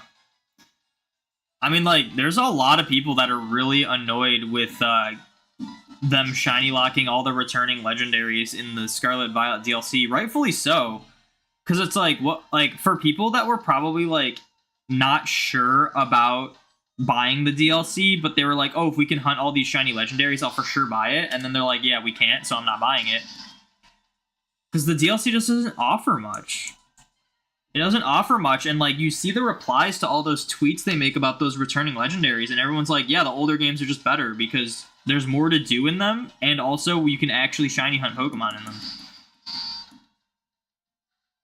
Like so many comments of like, why would I care about Articuno, Zapdos, and Moltres in the Indigo Disc when I can also find them and also shiny hunt them in like Fire Red, Leaf Green?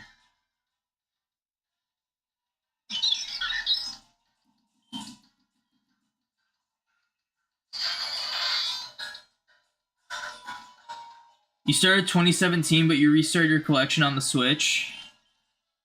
Nice. You just found a shiny Mischievous 4 times odds, but nice. What game did you find that in? Congrats.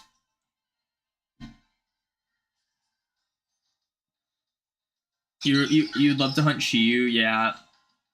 Dude, the freaking... Within the context of, like, the overworld shinies and stuff, like, don't get me wrong. If we were able to shiny hunt, like, Koraidon and Miraidon, they would have been freaking impossible to shiny hunt. They would have been so difficult to shiny hunt with how, like, Pokemon are generated and whatnot. But the Treasures of Ruin would have been the most basic, old-school, soft reset hunt that you could do. And they just shiny locked him. It was so stupid. Same with the returning legendaries. The returning legendaries, their shiny value doesn't get rolled until you, like, actually encounter them because there's, like, a cutscene that plays. But they just shiny lock them. Like, you would have been able to just do, like, simple soft resets for those returning legendaries if they weren't shiny locked. So disappointing.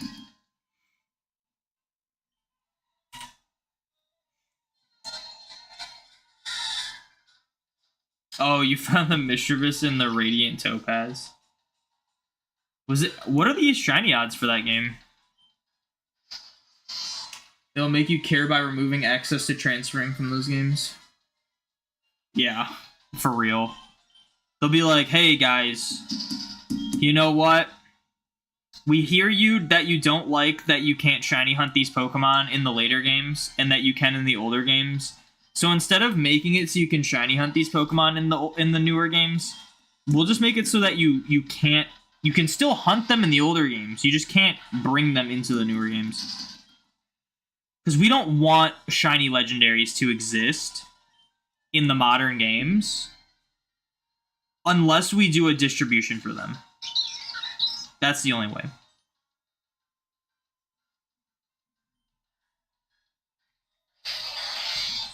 I could see them doing that, honestly.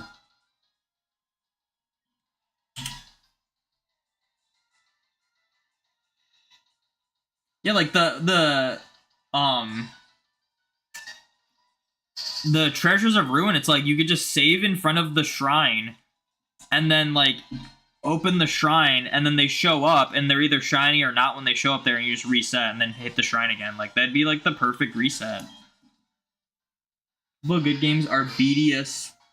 I'm guessing you mean BDSP and Let's Go games because you can hunt every legendary. Yeah, you can hunt all of them. That's the thing. Like Let's Go, or not Let's Go. BDSP were like very disappointing remake games, but there's still so much more to do and experience in BDSP than in Scarlet and Violet. And you can also shiny hunt like everything, which just by default adds so many more hours of gameplay. So many reasons to keep coming back.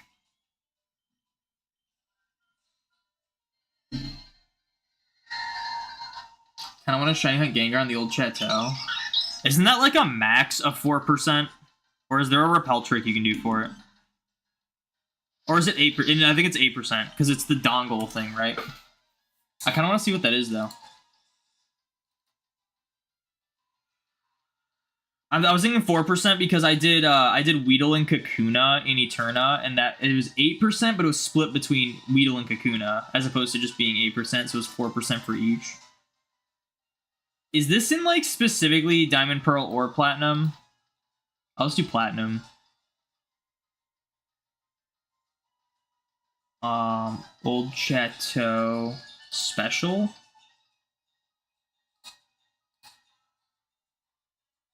Oh, maybe it is only 4%. Ruby, Sapphire, Emerald, Fire Red, Leaf Green. And then there's no GBA slot for that. So it's only 4%? Why is it only 4%? It is level 17, which makes it seem like you can do some sort of repel trick. Oh, you can make it 16% with a repel trick.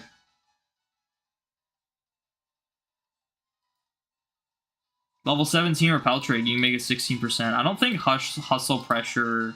Yeah, no, you don't want to use an ability. Interesting. That's kind of cool. I guess I could have checked to see if you can do it in Diamond and Pearl as well. Let me do that.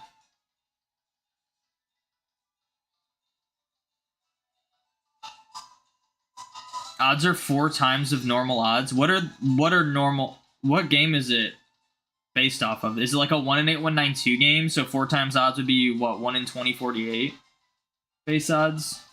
So if you said you went 4 times odds, oh, you were saying 4 times odds as in that's what you're working with. I thought you meant you went 4 times over odds for a shiny. I see now.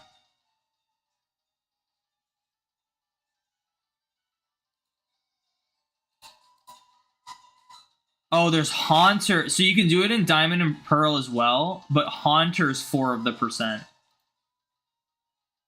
And I don't know if you can repel trick it as effectively. Let's see. I mean, you get an 8% encounter rate, but you get 50% Haunter and Gengar if you do the repel trick. So it could be better in Diamond and Pearl if you do a level 16 repel trick. But it would be really slow encounters. That's interesting.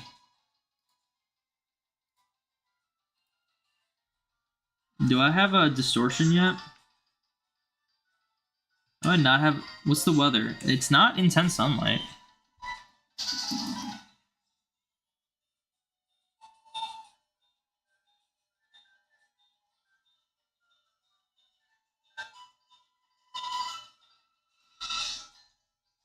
Like, shiny legendaries are dying because of shiny locks. Yeah, like, I feel bad for people that got into series. And, like, here's the thing. People say, like, oh, Scarlet and Violet are, like, one of the best-selling Pokemon games of all time. That's not because the games are good. Because, 1, they're not good. And 2, it's because so many more people are just have access to Switches. Like, there's just so many more people that are able to purchase, like, the modern Pokemon games. That's why every, like, modern Pokemon game becomes, like, a bestseller almost. It's because so many people just have the Switch. Because the Switch was this crazy successful console. And it's like, think about all those people that just eventually, like, won't be able to get shiny legendaries because all the shiny locks they do. Because that'll be, like, all they have. And it's like the games that, like, you can shiny hunt them in are getting harder and harder to come by. And on top of that, if they shut down Bank, like, it won't even make a difference anyway. Like, you just won't be able to get them in the modern games. The Pekka the Mochi Pokemon event was really bad. It wasn't, like, a bad event, but it's annoying that they tied it to an item that you will have a limited time to get. Because even though there's no time limit on it, it will eventually the Switch Online will shut down. So at some point you won't be able to get that Pokemon in Scarlet and Violet.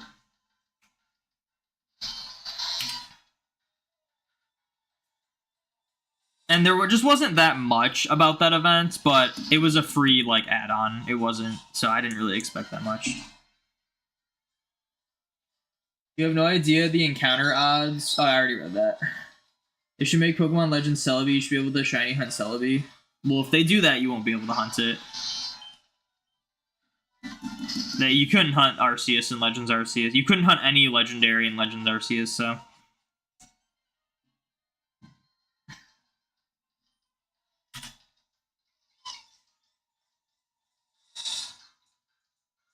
You think the next games will sell less? I think the next games, because I personally think the next games are going to be Johto remakes, I think they are going to sell less than Scarlet and Violet. I think Gen 10 will probably sell more or similar to Scarlet and Violet. Like, it's usually like the new generational games that sell a lot more. Because they're like new stuff, they're not repeats.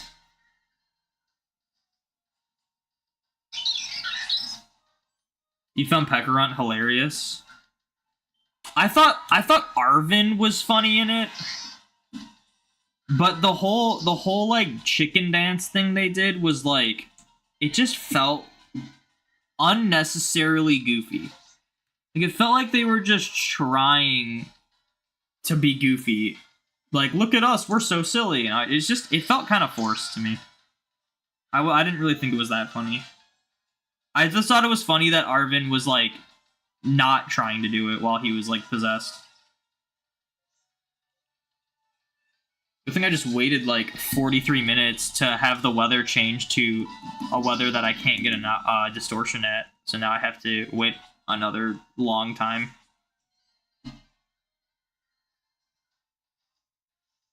You can decrease the shiniest to 16k and shiny charm doesn't work for it. So let the be shiny legendaries. No, I think if they have 1 in 96 odds, then shiny charm works. As long as you're not seeing 5,000 of them in 10 seconds, like, we're fine. I feel like people pre-ordered Scarlet and Violet before we found out the game was a broken mess. Yeah, that also happened. Like, there's just a lot of hype for a new generation every time.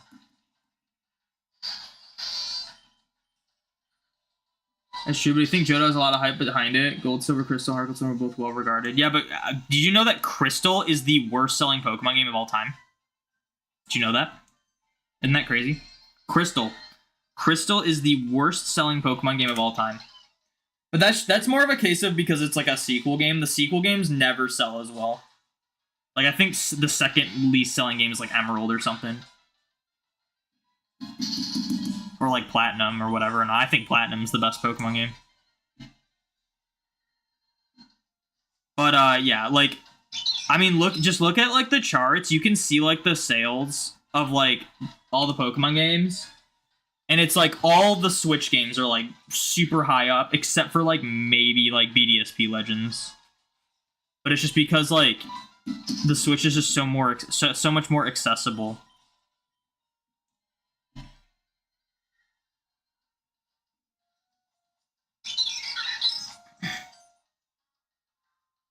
They could even make mythical and legendaries back to 18192. They're not gonna do that. I don't know what you guys are trying to like hope is gonna happen. They just need to have shinies not show up in the overworld and then have a good method for people that want shinies to be easy and everyone's happy. I really hope we don't get Let's Go Johto. I'm very confident the next game's gonna be a Johto remake, especially now that they've been like teasing Gold and Silver. Like when they announced the Pokemon Presents, they use Gold and Silver music, and then on the YouTube channel, it says the game they're playing is Gold and Silver. So, I mean, I think it's safe to assume we're getting something Johto. And I believe it's going to be just a Gold and Silver remake. I just hope it's not Let's Go. I really hope it's not a Let's Go game. I hope it's just like more of a traditional style game with just more additions to it. Something that will make me think it's worth buying. Having owned Heart Gold and Soul Silver, having currently owning Heart Gold, Soul Silver, I want there to be like more to the game so that I feel like, yes, this is a new experience, but it's still a remake.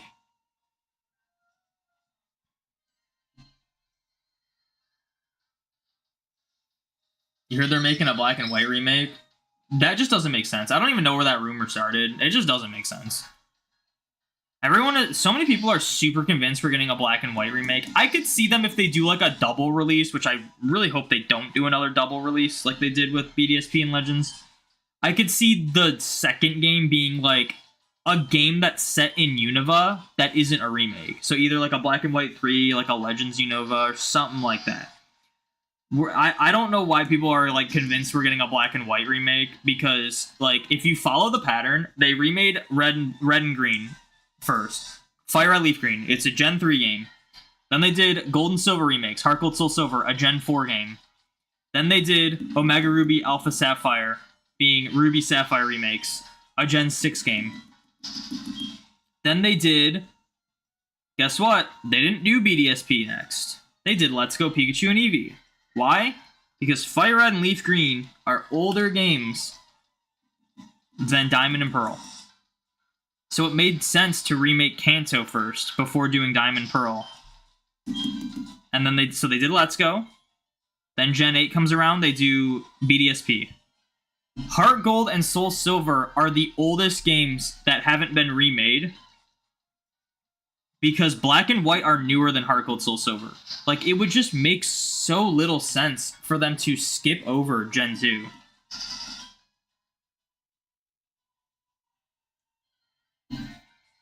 So I don't know why so many people were super convinced we were getting, like, Black and White remakes. Like, it's too early, man.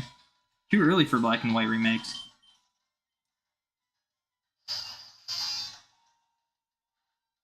Why do they need another remake? Honestly, I'm kind of in the same... The reason why I want a remake now is because I just want a traditional style Pokemon game, and I think a remake is the most likely case to have that. But, I do kind of agree in the sense, like, we don't really need more remakes. Like, BDSP kind of showed us that, like, we don't really need remakes, we just need new games set in older regions. We don't need it to be exactly the same as the old games we already own. So I hope they learn from BDSP. If we do get like a faithful remake of Gold and Silver, I hope there's at least more to offer post-game. And also includes later generations, because holy crap, them only including Gen 1 through 4 in BDSP was a crime.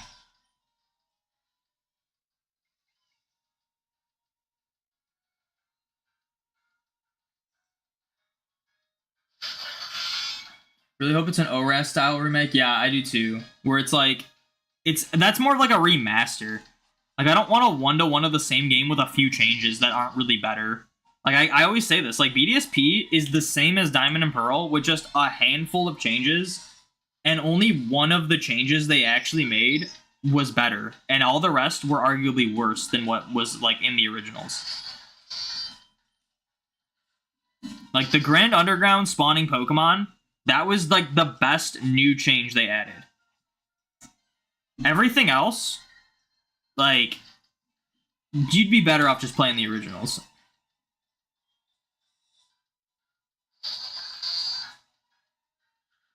You only want a Legend Johto, you'd be salty about a Chibi Johto. Doesn't have to be Chibi.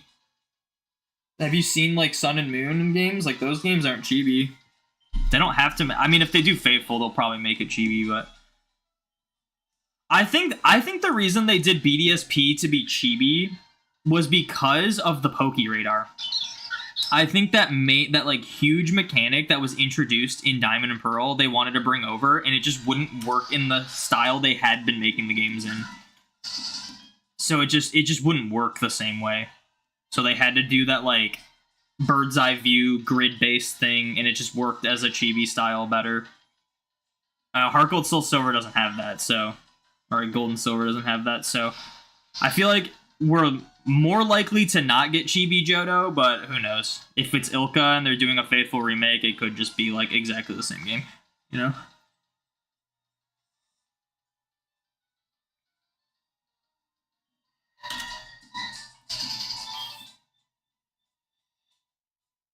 But if they make Johto games, what's the point? You can get and hunt all the Johto Pokemon right now. Well, just like accessibility and stuff. That you could say the same about literally any other game they make. Like that's not really a good argument.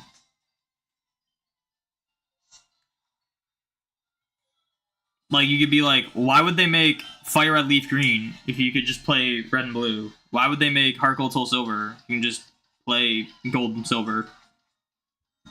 Like you could say that about any remake game they make.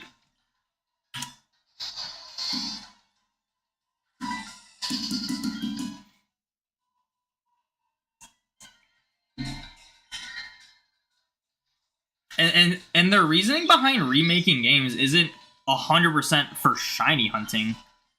Like they don't remake a game and think of shiny hunting in mind. They're not like, oh, we need people to be able to shiny hunt these Pokemon now, so we'll make a remake. No, it's these games are old. Lots of newer fans have never experienced these games. Let's make a remake game for them to experience it.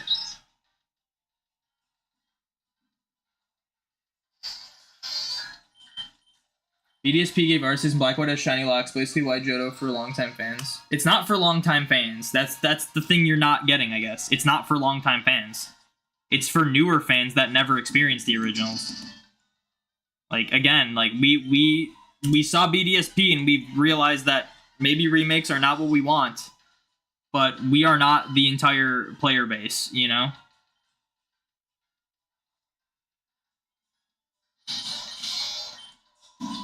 Also, if they do Black and White remakes, it's guaranteed they will still... The Pokemon that were shiny locked in Black and White will still be shiny locked. So get that out of your head, that they won't be shiny locked if they do Black and White remakes.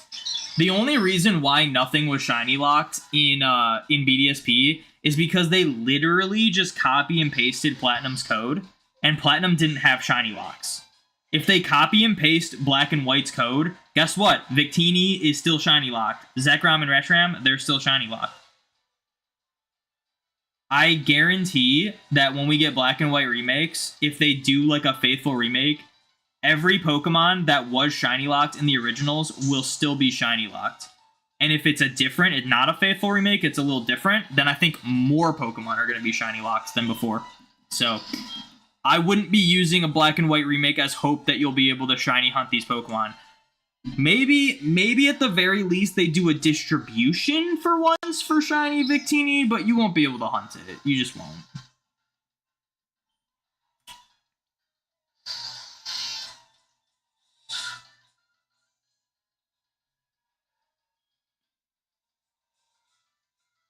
There was a weird leak of BDSP style Chibi gets it, so everyone was convinced. Yeah, but anyone can make that, you know? I don't know why they'd be teasing Johto, and then also Johto would be the most obvious thing they would remake first for them to not do that. Like, that'd be very strange. They need to change to a shiny hunting mindset. Well, they gotta start not locking stuff if they wanted to have that mindset, so it's gonna be a while.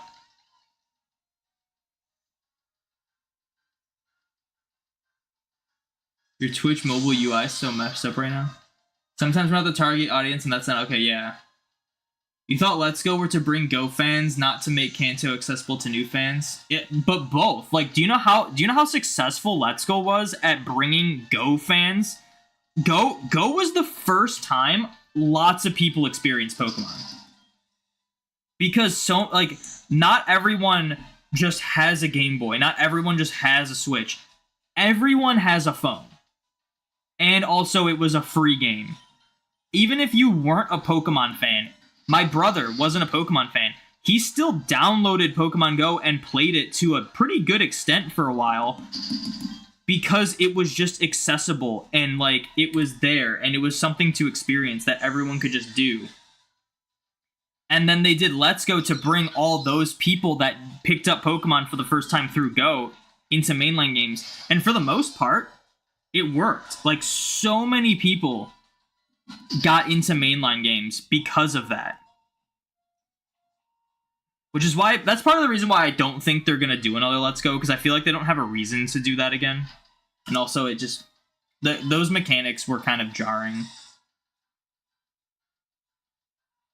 Most of the black and white legendary Pokemon can be found in Dynamax Adventures. Yeah. You can hunt them in other games too, full odds if you want. Shiny Hunters are actually a minority of the player base. While it doesn't hurt casual players if Shiny Hunters got their wishes, it's not likely that... Yeah, exactly.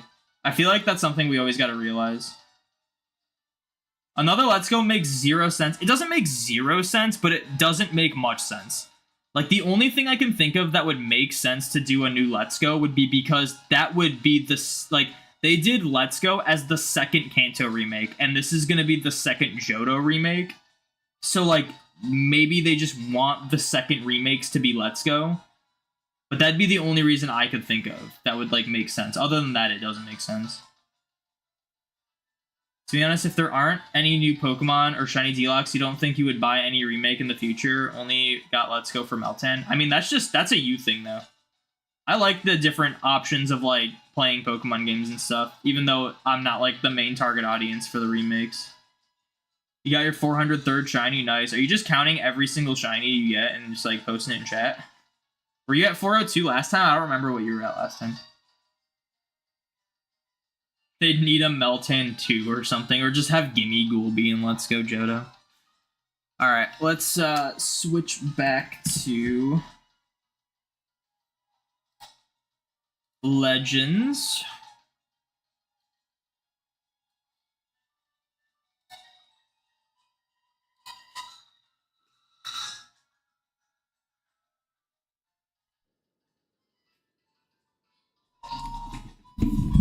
And then let's do this. Let's do this distortion. Let's get all distorted here. Give me an Alpha Magnemity. Not you. I'm a little worried with the amount of Magnetons I've been seeing.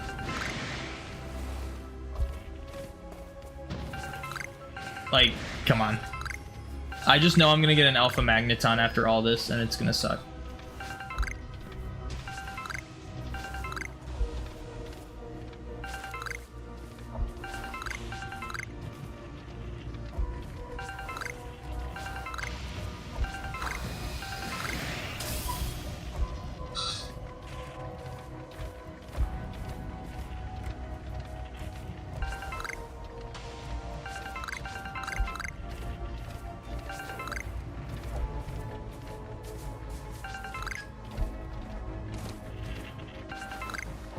Where's the last one?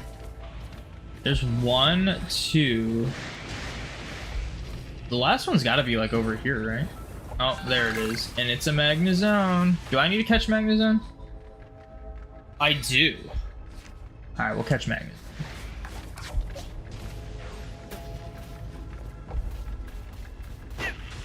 Ow. I missed. Oh well. No, we're running from this. No, we're in the single battle. We're good. Move over Yosemite Sam. It's time for Magnemity Man. True.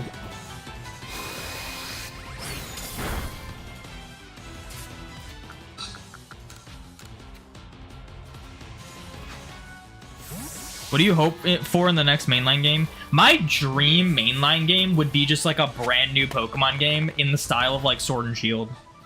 Like overworld spawns, but the shinies don't appear overworld, and then like ingress encounters too. Just like unique ways to shiny hunt. A pretty large region that can be explored that isn't open world. Maybe have an open world section like the wild area, but not necessarily. You don't really need the wild area kind of deal. But from what I'm expecting we're getting, that I hope for, like I think I'm expecting Johto remakes. So what I hope from that is I hope it's like, you know, not Let's Go Johto and just a new Johto game. Like it can be a remake, sure. Like I'm okay with that, but just have it offer more than what previous Johto games have offered. Because BDSP did not do that. BDSP gave us the exact same game with a few minor changes. I want like a Gold and Silver remake that maybe has the Safari Zone like Heart Gold Soul Silver does. Maybe you can get later gen Pokemon like Heart Gold Soul Silver had up to Gen 4.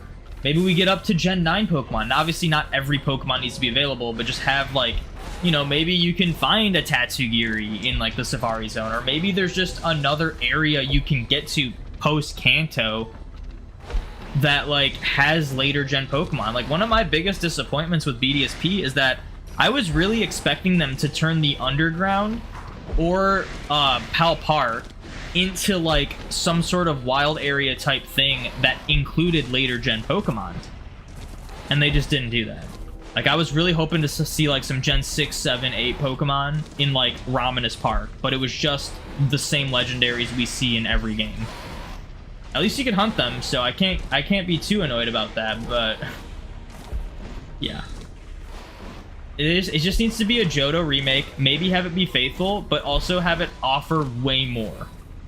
Like I don't like faithful or not, like it just needs to offer more. It needs to have post-game stuff.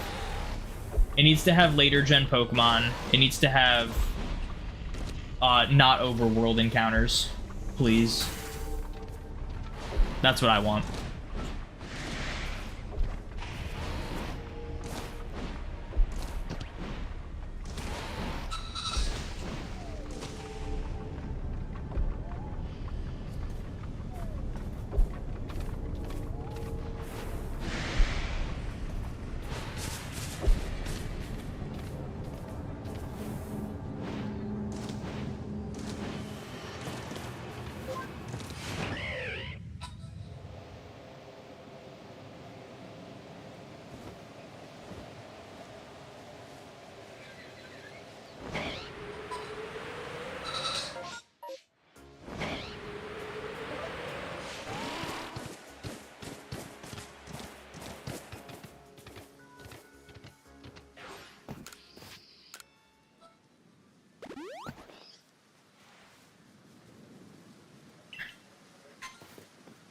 All right, back at it with Mew.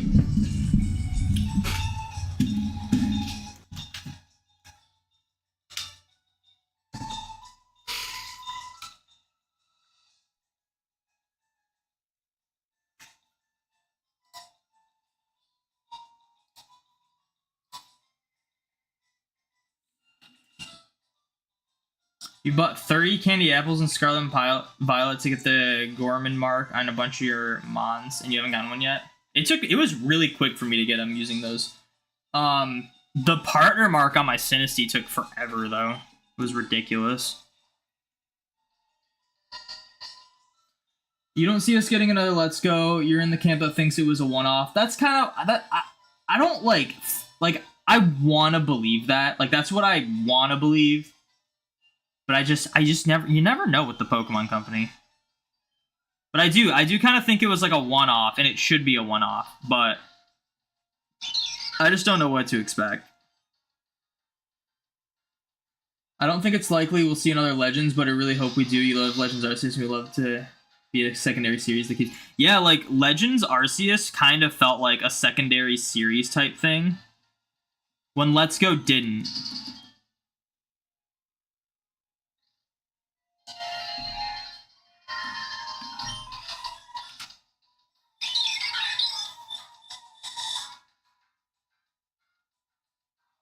Yeah, I think Legends makes more sense to make more of than Let's Go. But at the same time, like, people think, like, oh, the next game's got to be Legends. Oh, we need Legends this, Legends that. I don't need every Pokemon game to be Legends, though, you know? Like, a nice sub-series would be awesome.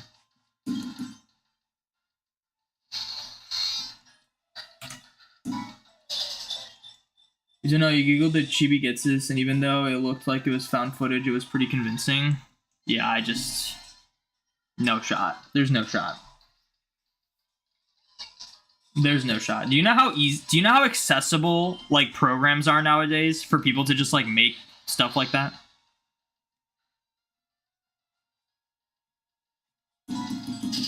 It would not be hard to just, like, make a chibi model of Getsis and then make it, like, touch it up to make it look like it's in some sort of Ilka-made black and white remake. There you go. Pokemon Scarlet and Violet should be brought back to the next game so you can zoom in and see if you caught it.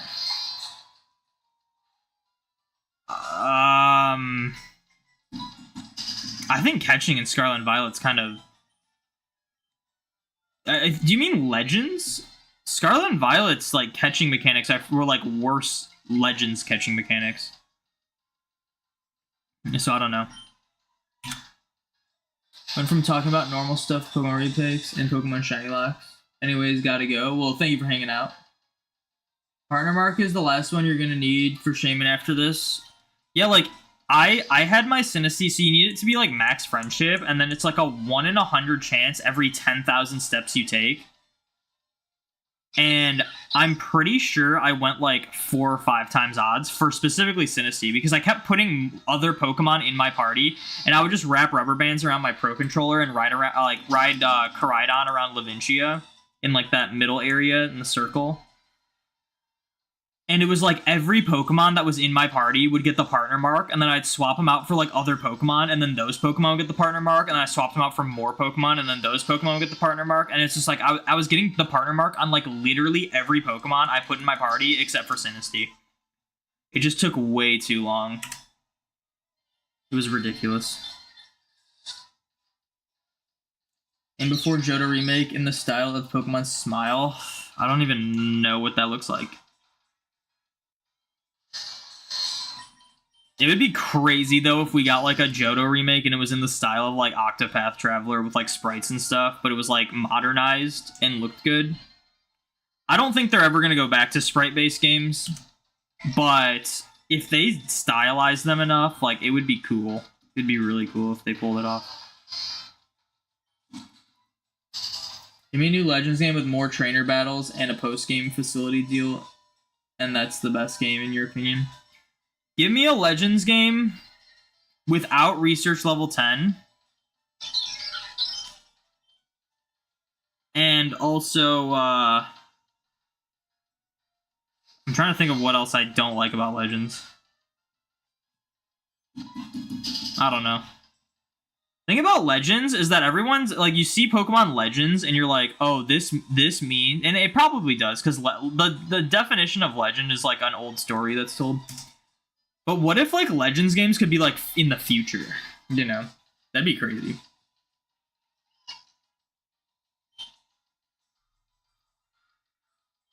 I'm saying Pokemon... People on 4chan would lie.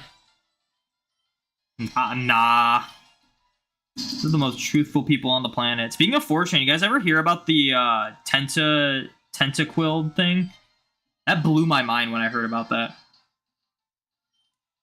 I had to, like, stop and, like, question reality when I heard about that. Partner mark, just a rubber band mark. Yeah, true. Rubber band mark and just, like, literally having your game run for, like, 20 plus hours. Like, I'm not even kidding. It was, like, multiple days of just having my game being, like, running around, just, like, running for 6 plus hours at a time when I was doing other things.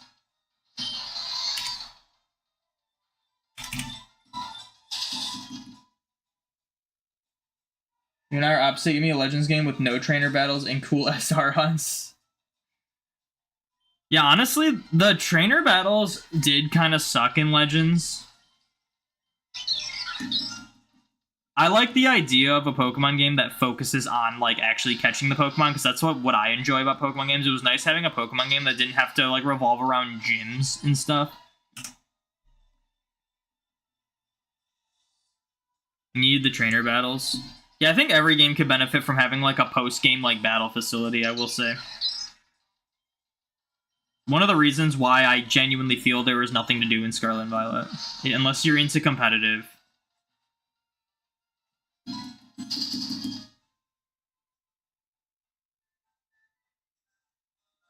You have 269 shinies, different shinies, 403 total. You differ in what method you use. You don't know how many full odds shinies you have. It should be around about 15, but you like to hunt as efficient as possible. You want every fully evolved shiny Pokemon as possible to get on the Switch. Current target is Naga and Kanto. And I don't know what Naga is. I don't even know what that like is beginning to be. In a Alolan form. So in a Alolan form,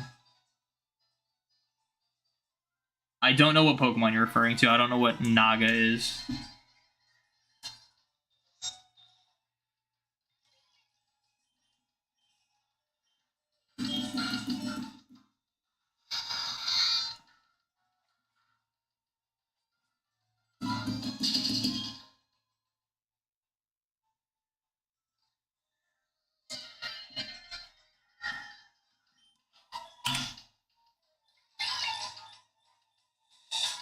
D's Nagas? Yeah, probably. That's probably what it is.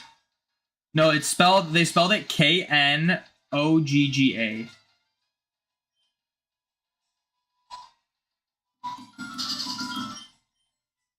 I was gonna say Roggenrola, but you said Alolan form too, so I was like, okay, well, it's a Kanto Pokemon.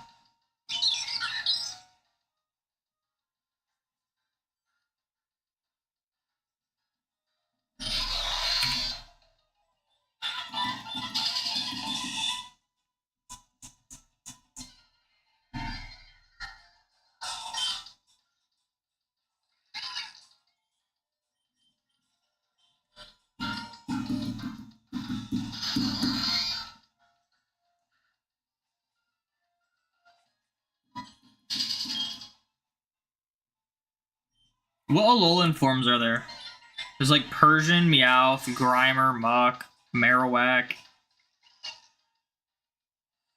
There's the Geodude line. So maybe like Graveler or something? Could be something from the Geodude line. Naga is half snake, half human.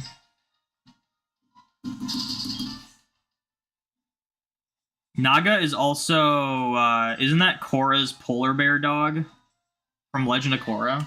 Not the name of it. But I always imagined that was spelled Naga.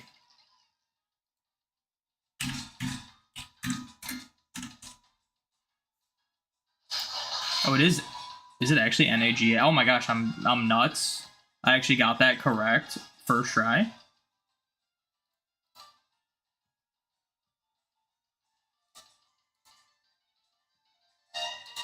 But Julian, you gotta specify what Pokemon you're talking about. I don't know what Pokemon you're talking about. I think autocorrect really done you one over there.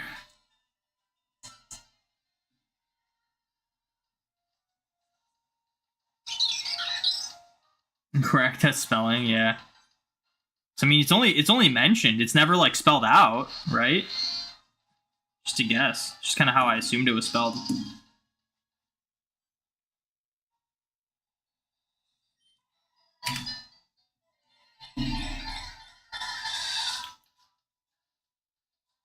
Speaking of Korra, are you guys excited for the live-action Avatar remake?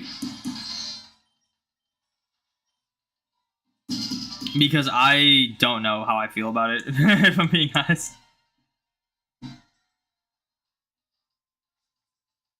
Like, some parts that they show in the trailer look really cool, and then some parts look really, like, bad. And then at the same time, like, Avatar The Last Airbender is, like, one of, if not the best show of all time. So it's like... you just can't. It's just not going to be better. Like it's just no matter what they do, it's not going to be better than the original. So it's just like, who cares? I don't know. But there's people that have watched the first episode already, like early like reviews and critics and stuff, and people have been saying it's like pretty good. Like the first episode's good.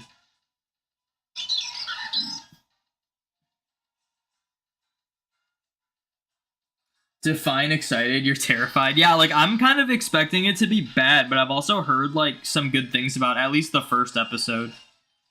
Also, that it's only gonna be like 8 episodes when the show itself. Actually, maybe I think it's supposed to only be book 1. I don't think it's supposed to be all of the seasons. So if they do that, that actually might not be bad because I think the episodes are supposed to be long. And there's like 8 of them, when I think the first season of Avatar was like 15 episodes or something. Maybe it was 20. I actually don't remember. So maybe they'll work it out. But you hear like all the things the people like working on the show have said. It's like they like change like the characters. Like Sokka is not gonna be sexist, even though that's like one of his main character development things. Like that's like the main like his main flaw that he grows past. Or like Aang isn't gonna be childish when like the whole point of Aang like abandoning everyone was because he just wanted to be a child. So, like, if you get rid of that, then, like, what's, like, Aang's main arc, you know? But if they make it different enough, it might still be good. So, I don't know. Book 1 is 13 episodes? Oh, then, yeah, then if they do, like, if they're, like, hour-long episodes, then maybe 8 episodes would make sense. When I first heard 8 episodes, I'm just like, oh, so you're just gonna cut a whole bunch of like, probably important stuff. That's one of the issues I have with, like, a lot of, like, modern shows on, like, streaming services, especially, like, Disney comes to mind. Their shows and seasons are way too short, and you don't get enough out of them. You only watch Avatar for sex with Sokka? Yeah, true. No, but that's, like, a main, like, point of his character. So it's like weird to take that away. It's like, what's his character development going to be? And then the like original creators walked out on the production because they were disagreeing with what was being done. So like, again, like that's kind of a huge red flag. It's 20. Yeah, 20. See, that's the thing. Like, because they're like 20-minute episodes. So like, even if the episodes are like double that, it still wouldn't be as much. There wouldn't be as much to it. But, I mean, there's some stuff in Avatar that's, like, you could probably be okay removing. Like, there was that one, I forget what book it was. It might have been the book 1. Where they guide the people through that canyon, and the people are, like, they hate each other. They're, like, 2 different tribes that hate each other. Like, you probably don't need that in the live action. I'm trying to figure out if there's, like, an important thing that comes later because of that. I don't think there was. So, like, there's probably some things they could cut and get away with it, but I'm just always worried that they're gonna cut, like, important stuff. Because, like, one of the issues... Like, everyone talks about, like, the Disney Plus shows. Like, especially the Marvel shows. How, like, everyone says, like, oh, well... this show was really good. This show was really good. Some of them were really bad. And it's like... yeah, I'm like, even though I really enjoyed Moon Knight and really enjoyed Loki... Actually, Loki I can't really say it about Loki now, because the two seasons really made it feel like a cohesive, like, show. But like, any other show, like, everyone's like, oh, WandaVision was great. But it's like... I still, like... First of all, I hated the ending of WandaVision. But, like, those shows, like, even Moon Knight, that I thoroughly enjoyed, was, like, I still would have just preferred a movie. Like, I still feel like the movies are just better. And it's crazy, too, because it feels like you'd be able to get more out of a show because there's more runtime, but it's like they just do not put enough in their shows, and they're only like 6 episodes long. You just lose a lot of stuff that would be important for like character development and investment. It's the one with the skull on his mother. Oh, his mother on his head. Oh, that's Marowak. So you want the Alolan Marowak? Or Cubone. Cubone's the pre-evolved one that doesn't have the Alolan form, and then Marowak's the evolved one. I see, I see. So that wasn't a typo, that was just the different name of the Pokemon. Interesting.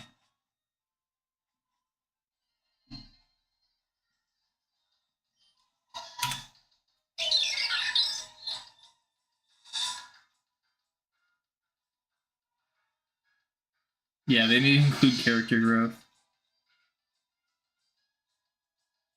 Has-Been Hotel was robbed, only having 8 episodes for season 1. I don't even know what that is, I'm gonna be honest. I mean, it's a show, obviously, but I don't even know what that is.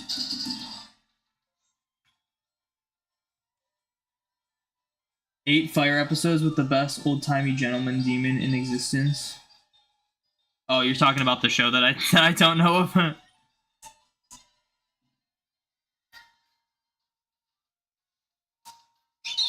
But yeah, like, I'm always worried about, like, the amount, like, don't get me wrong, like, there's some shows I watch that I'll be like, this wasn't bad, but just, if there was, like, 10 more episodes or something, it'd be just amazing.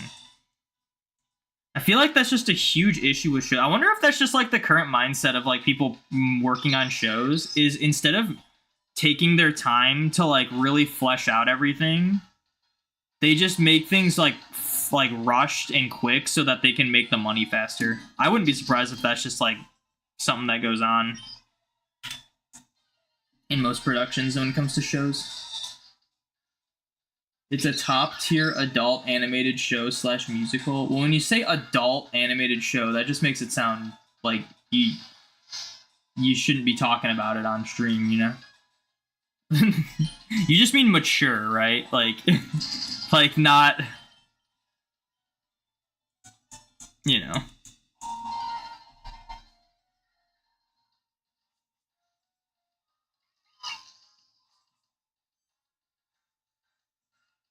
The story's S tier. Interesting.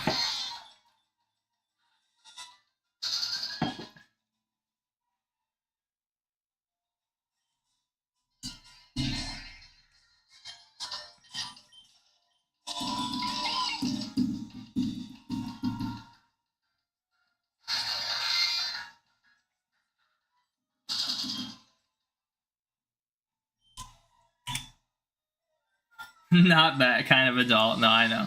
I always make fun of people that say they like have adult. Like my cousin was like, he was like, they have these new adult Lego sets, and it's just like the first thing that comes to mind is like, I'm sorry, excuse me, what are you building out of Lego? Or like, there was someone who had like an adult coloring book, and it's just like, what are you coloring now? It's like, oh, it's just like complicated. I get it. Not for kids. Kids wouldn't have fun doing it. I get it now.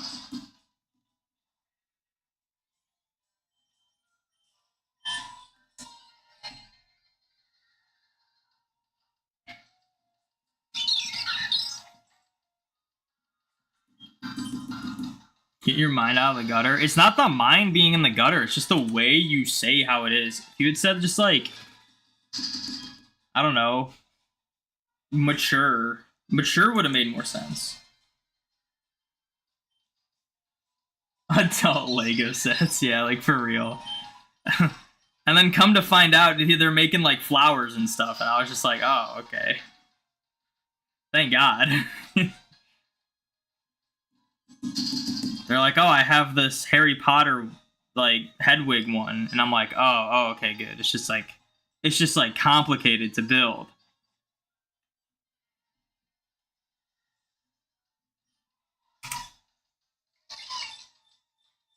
Lego would never. It doesn't have to be. It doesn't have to be Lego that's distributing them. People can be pretty creative when it comes to building blocks.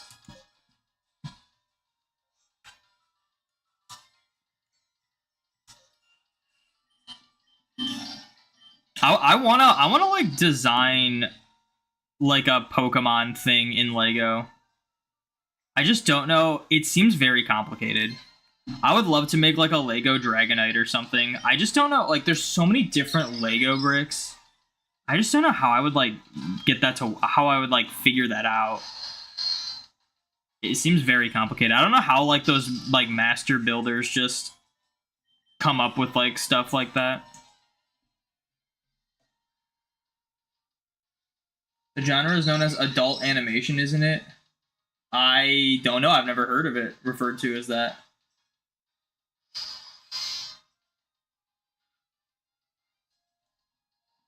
I usually just say, well, because usually, like, when shows, at least in America, they'll be like, this is rated TVMA for, like, mature audiences. They don't say adult.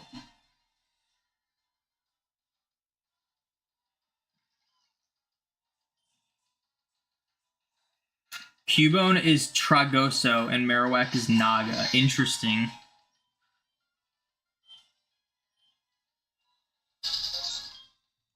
Foggy weather again.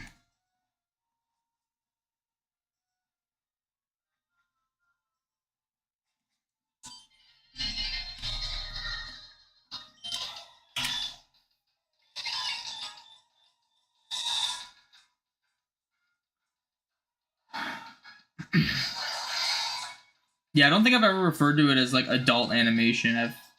It's just like mature.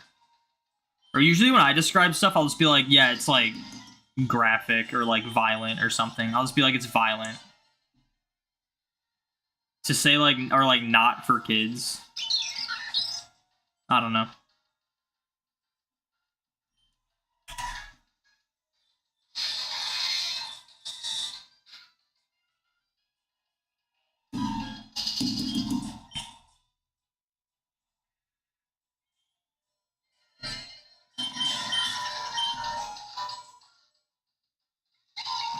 I think they just shiny locked my games. I think my games are shiny locked. Actually, I definitely think my Sword and Shield games are shiny. It's funny. I got my first two shinies for the Motorstoke Gym in the Shield copy. I'm like not expecting to get the Litwick in Sword, even though Sword is just absurdly due for a shiny. Sword is like way overdue for a shiny. What? How many encounters have I done in Sword alone? I think I have, yeah, 30, 34. 30, 34 divided by 2. 15, 17. 15, 17. 15, 17. And then plus 4,500. Sword alone has done 6,700 encounters with no shiny.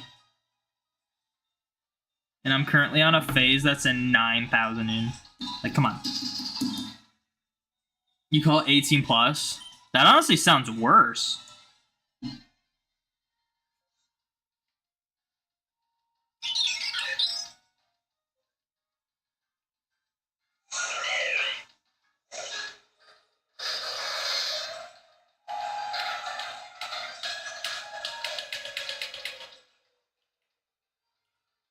Tell you something, Sizzlepy's getting a lot of screen time. Yeah, that's what happens when you just can't find shinies and get really abysmal shiny luck. You know what's gonna happen? We're gonna finally get like Mew or something crazy like Mew, and then I'm gonna get another shiny like the next day. And then Mew will be on the layout for like 2 hours.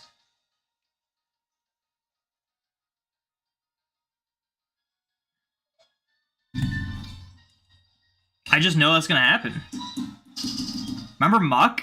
Remember we got shiny Muck after 35,000 encounters, and then like I got a shiny Cloth right after, same day, same stream, and I'm like, wow, there goes Muck.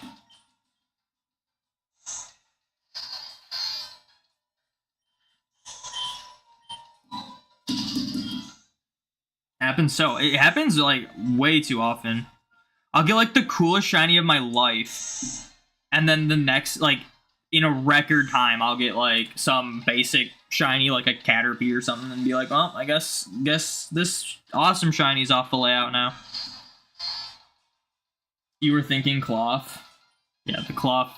Because we got the Mach after 35,000. And then I'm like, alright, let's switch to Scarlet and Violet and start this cloth hunt. And then I got the cloth in 60. Like, actually took like 20 minutes or something to like set up the hunt and then like get the shiny. Oh, I totally could have just went in the grass for that one.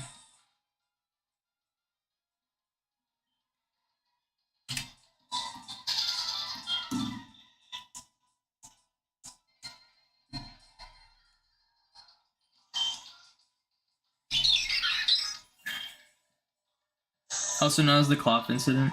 Yeah, for real.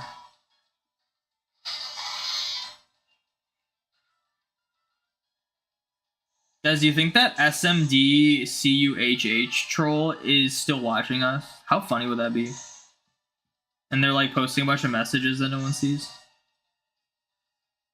Part of me thinks it'd be funny to like unhide them and see if they come back. Wouldn't that be goofy?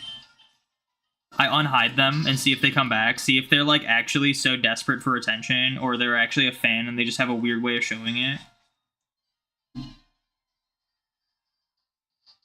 Who? There was that one troll in the chat who was saying like, who was like being weird and then being like, you only have 9 viewers on YouTube side. So I hid them from the channel, which is kind of like banning, but they can still like comment and stuff, just no one will see it. Like, I'm curious if they were actually a troll or they're like they're like freaking out right now that no one's responding to them. It would be hilarious if I like unhid them and then they like came back immediately. We're like, I'm back, oh my gosh. Because that would be so sad for them. But if I don't do it now, I'll forget, and then they'll just be hidden forever. Alright, let's switch over to Legends. Shouldn't be a silly little guy and unhide them, yeah. Just be curious. Because, like, there's a chance that, like, I hid them, and either, like, even though I kind of made it clear I did it, I wasn't, like, super explicit about it. So, like, what if they've just been messaging in the chat and they're just, like, wondering why no one is, like, responding to their messages? That'd be so funny. And then as soon as I unhide them, they're just, like, immediately back, like... With just a bunch of, like, weird nonsense.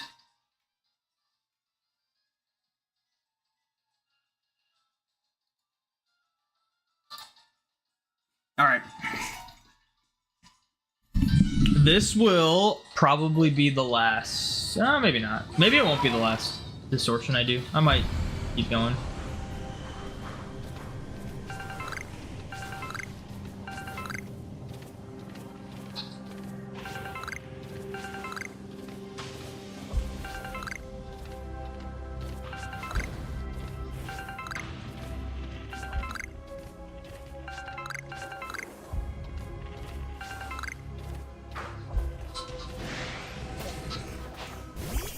Magnemite.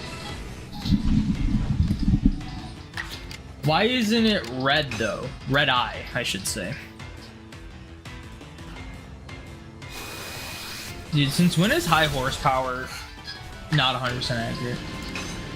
Dude, 95% accurate? I missed twice in a row? That's a 1 in 400 chance. What the heck? What is this game? Or is it because it's foggy weather? Is evasiveness raised in foggy weather? Because there's no way I just got a 1 in 8,000 right there.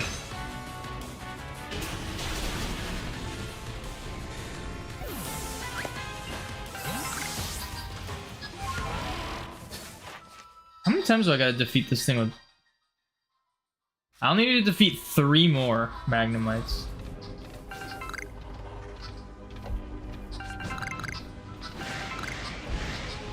Oh, see, this rock regenerated. It was the Graveler one before. So you don't have to, like, leave the area to have stuff regenerate. Interesting.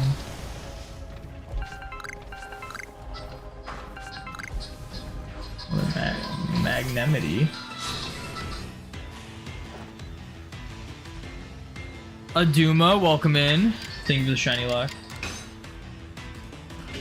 Foggy weather decreases accuracy way too much. Is it even still foggy? It is foggy, so that's probably it. There's no way I just got like a casual 1 in 8,000 right there.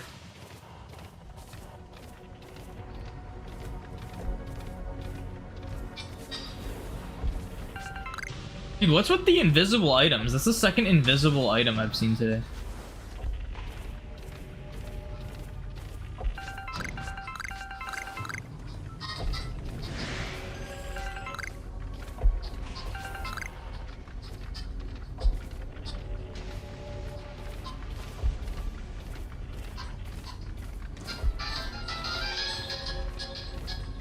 I may have gotten everything.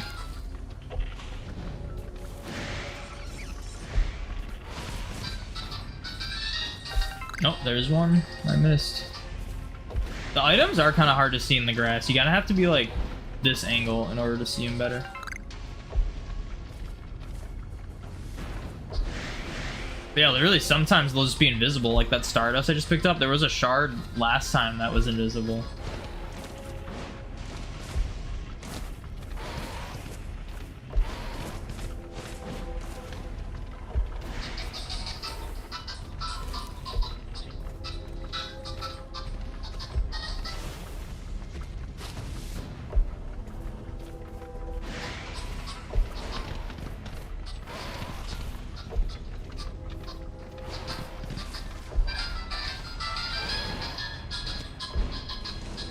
Yeah, I think I got everything that is at least visible.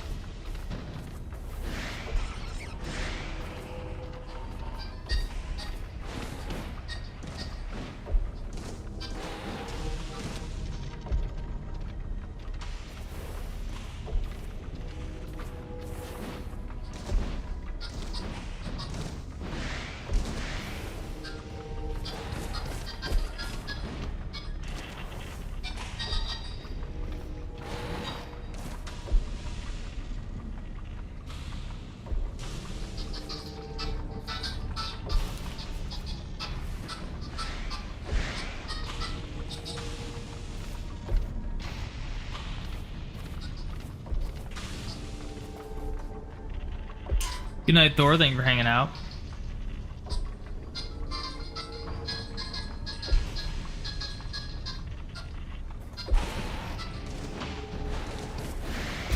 To Alpha Rhydon. At least we found an Alpha.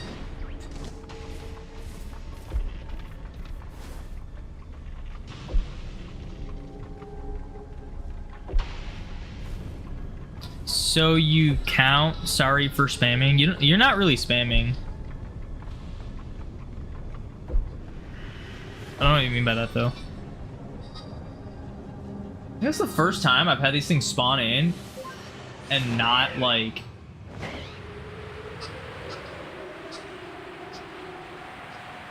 just immediately be targeting me, you know?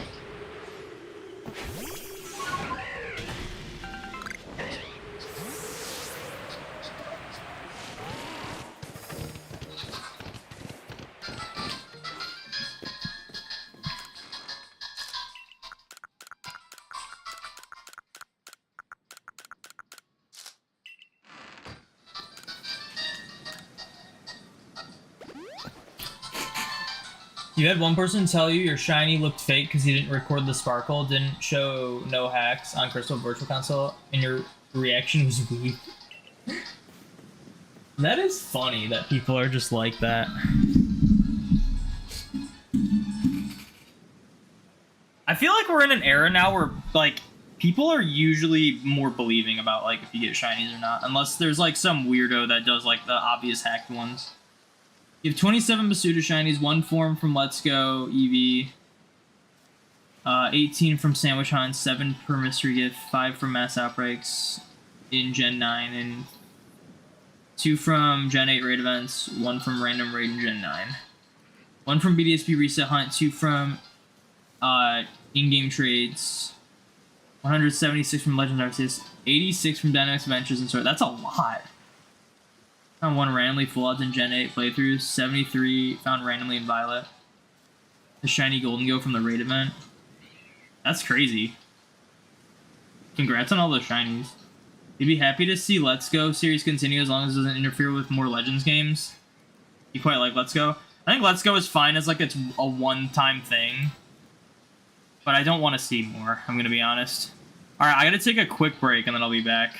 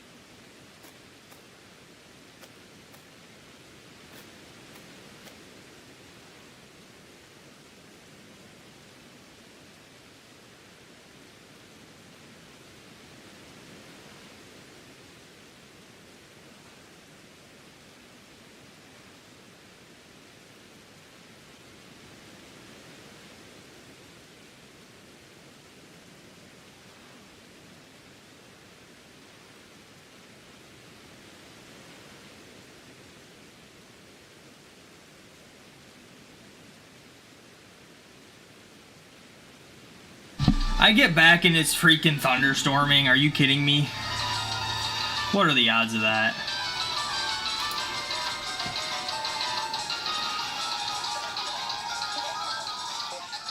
Lame.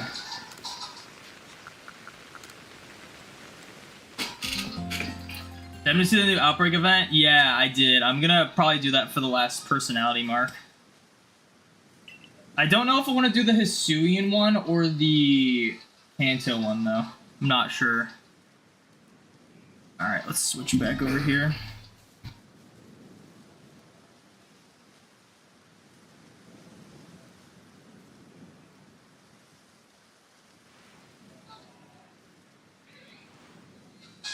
Victorious, it should be able to send into home. The date shouldn't matter because you can in every way legally catch a shiny Gimmighoul outside of that date. Outside of that time frame.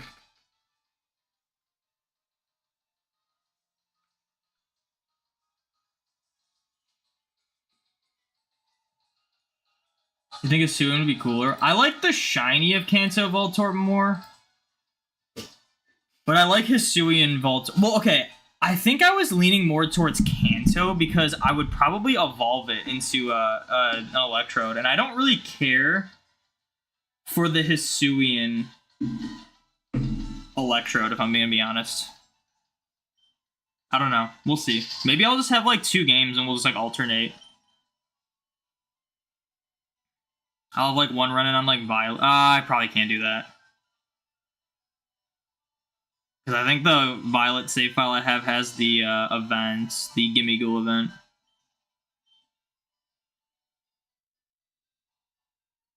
Well, the comfort of knowing someone who did it and you just can't get a shiny outside the range. You can't get the shiny outside that range. You can, though. You just hold on to the event.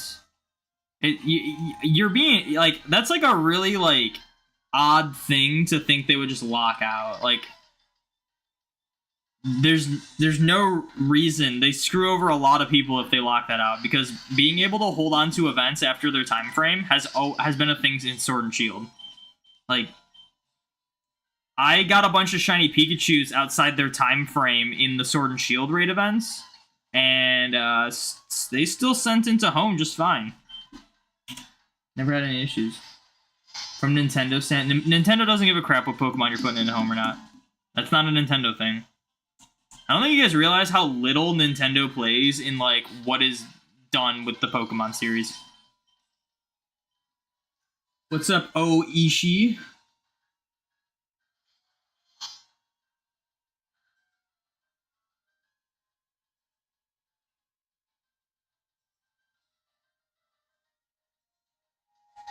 Game Freak, they're... I don't think you realize how the legality checkers work in home. If you caught a shiny Gimmighoul not from a raid, it would be that would flag. But because it's from the raid, it would be fine.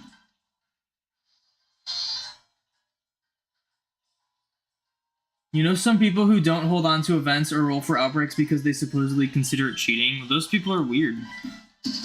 Like, you could be little Timmy who doesn't even realize that they need to connect their game to the internet to, like, get or lose an event and just hold on to an event forever and get something good out of it. Doesn't mean you're cheating. People like that are just weird. I understand people saying, like, oh, time skipping is, like, cheesy, whatever. I kind of get that, but to just hold on to just to, like, that's saying, hey, you better connect your game to the internet after this event ends or else you're cheating. Like, that's just, no, that is stupid. Oh, shoot. We're gonna complain to Dex for Shiny Charm on Sun. You get 2 surprise shinies, Poliwag and Ghastly. I hate to be that guy, but usually when people trade away shinies to random people, it's because they're hacked. But if that's fine for you, then congrats. See, fair, don't mess with knowledge. It's stuff you don't know anything about legality checks. Yeah, no, like, there's... I have not personally done it myself, but it would be very silly and unrealistic for them to flag legitimate shiny gimme ghouls from a legitimate event just because the date is not correct. You can also change your Switch's date to the date that the event was held if you want to be extra safe. But it won't matter because they, in every way, you can legally just have the event still. It's not like hacking.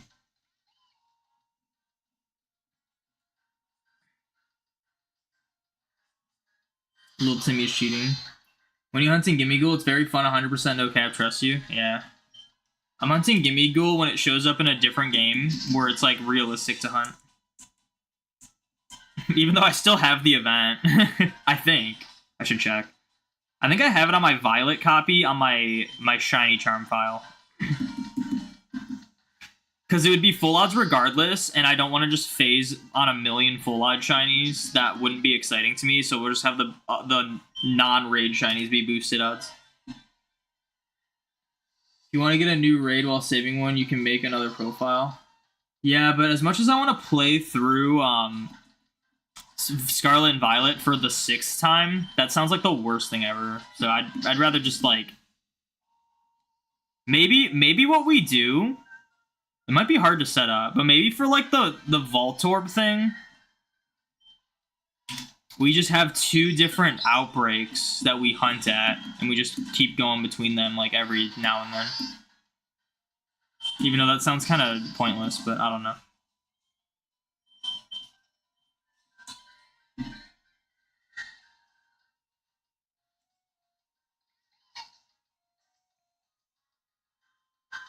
It is realistic, you got 2.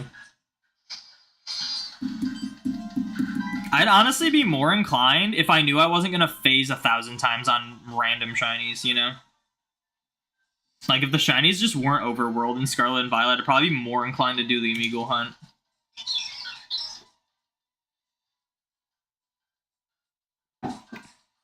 Just wait with connecting to the internet for the next event you want to participate. Yeah, exactly. It doesn't mean you're cheating. It doesn't mean, like, Pokemon you catch during that would be, like, illegitimate. It'd be very... Like, there'd be a lot of negativity going towards Game Freak if they flag those Gimme Ghouls as illegitimate, if you're getting them from the legit event. When you mean phase, just like on the way to dens? Yeah, like if you're going to all these dens where only a handful of them have a chance of being shiny Gimme Ghoul, you're just gonna find shiny after shiny in the overworld on the way to those dens.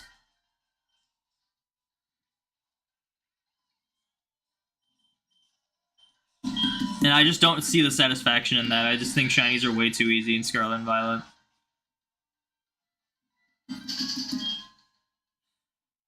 That's why I want to do it on a shiny charm file, because I don't count boosted odd shinies for my shiny living dex. So that way, it's like if I phase, I just probably won't even catch the Pokemon that I phase with. And it won't matter. As opposed to like full odds, I would count them towards a shiny living dex, but I would rather the shinies I get feel special, you know?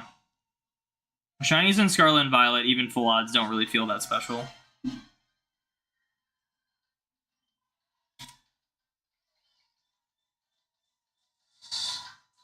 We don't talk about the hundreds of hours it took, even when you went so far under odds for both. Yeah. Dude, I just don't get why they didn't make all of the levels. Yo, Black Cat with the 12 months. What's up, Black Cat? Welcome in. Thank you so much for that. I do really appreciate it. Wow, full year, man. That's crazy. Thank you so much for that.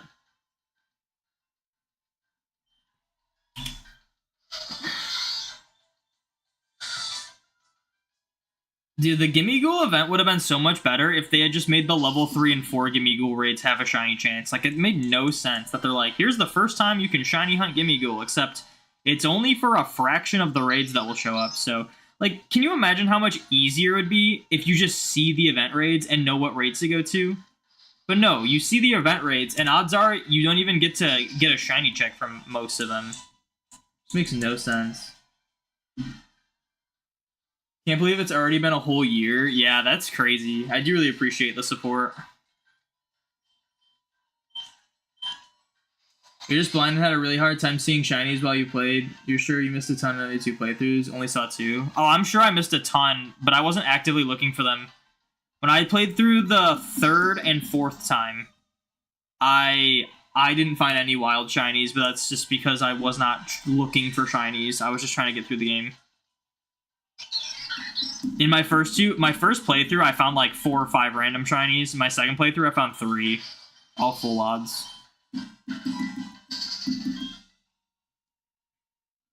And I don't want to compare it to other games, but when I literally did this this Living Dex challenge for the first 5 going on 6 generations of Pokemon, I've yet to find a random shiny in those games. So just goes to show how effortless it is to find shinies in Scarlet and Violet. I just hope it doesn't stay that way. I want shinies to feel special again. I want to be excited for shiny hunting again.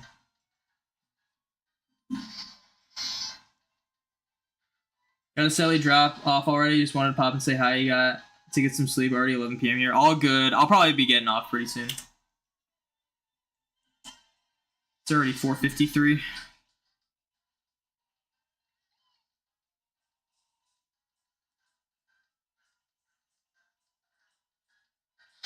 The second one being 178 is absurdly lucky. That is crazy.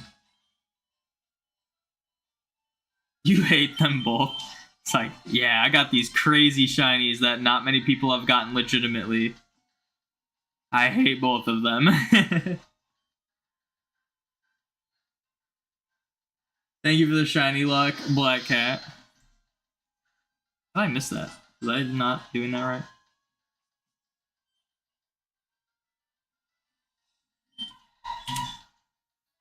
Spent through the second to get Paradox Suicune and Virizion when they can. Not, that's not what I was trying to do. When they can back. Oh, when they came back, like in the raid event? I see.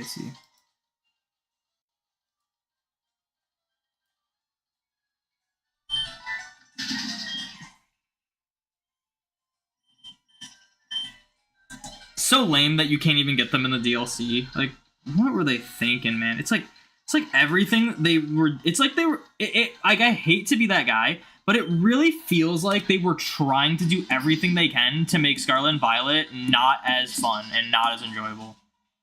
Like, so many poor decisions in it. Like, Scarlet and Violet reminds me of like everything I hate about Pokemon Go. Like, it feels like Scarlet and Violet was just ran by like a company like Niantic.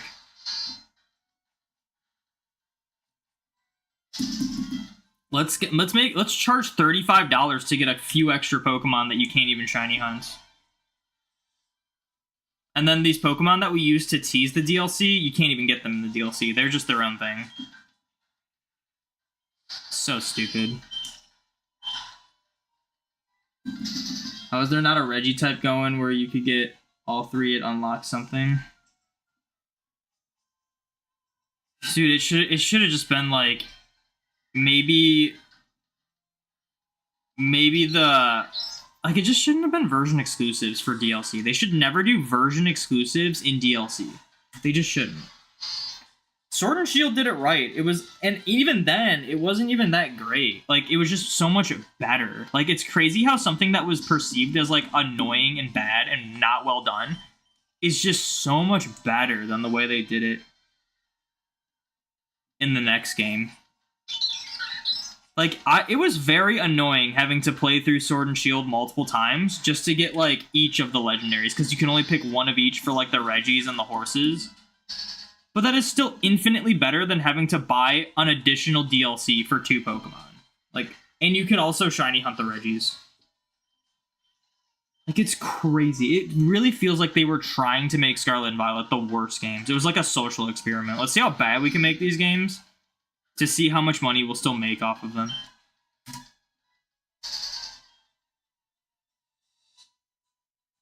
Anything with Pig-8s and fear of missing out just screams Niantic vibes, yeah. Guess what? You have to buy the DLC in order to get Pekka-Runt. And Pekka-Runt will end at some point, so yay. There's nothing limited time in Sword and Shield's DLC. Except for technically, like, if you want to be really technical, like Dynamax Adventures, like Shiny Zygarde, essentially. Just because eventually it'll be, like, impossible to get other people to help you raid it.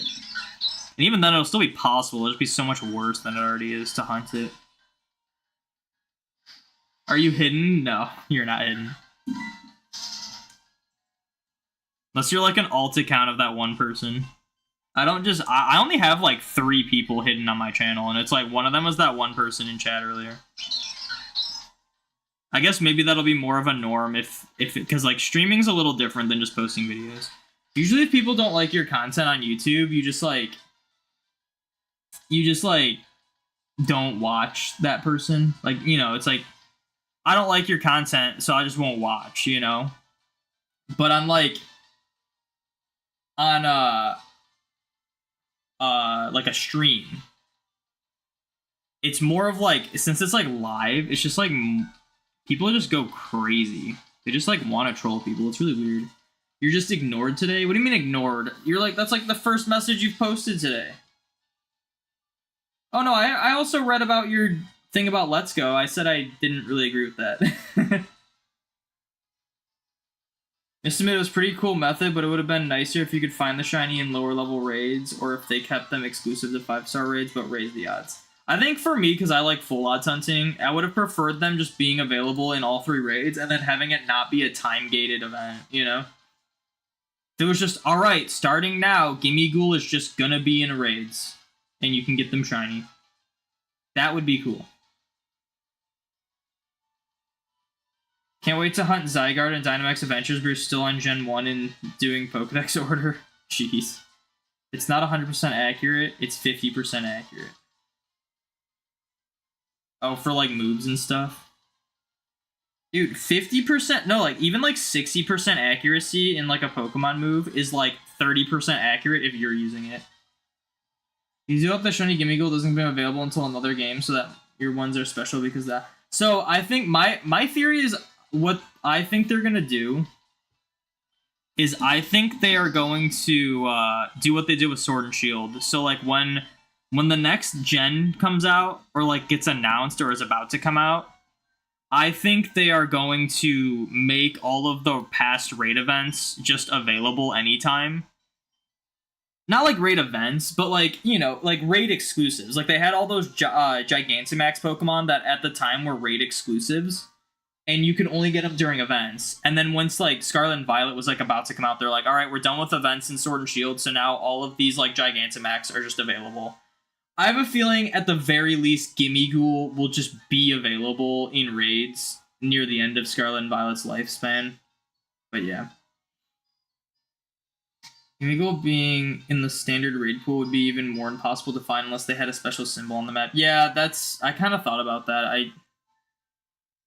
It would suck. But it's kind of the same thing with, like, the current event, because the tier 3 and 4s can't be shiny. You know? Like, if they just made it, like, the tier 3 and 4s could be shiny, it would just make so much sense. Like, it'd be a much more approachable hunt, because you could just literally check every raid.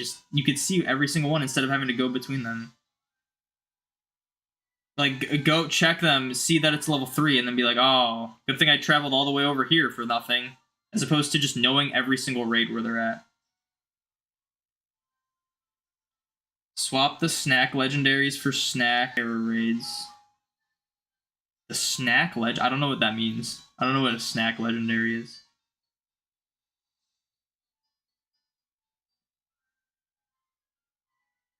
But I am gonna end it here. We got 8750 today. I think that means we got 500 in on stream, and then I don't even know how many we got in Bidoof. I think like 300. Honestly, like, each stream we get around like 1/10 of the odds combined. So, like, where's our shiny, you know? But, yeah, that's gonna be it. So thank you to everyone who tuned into the stream, and I will see you.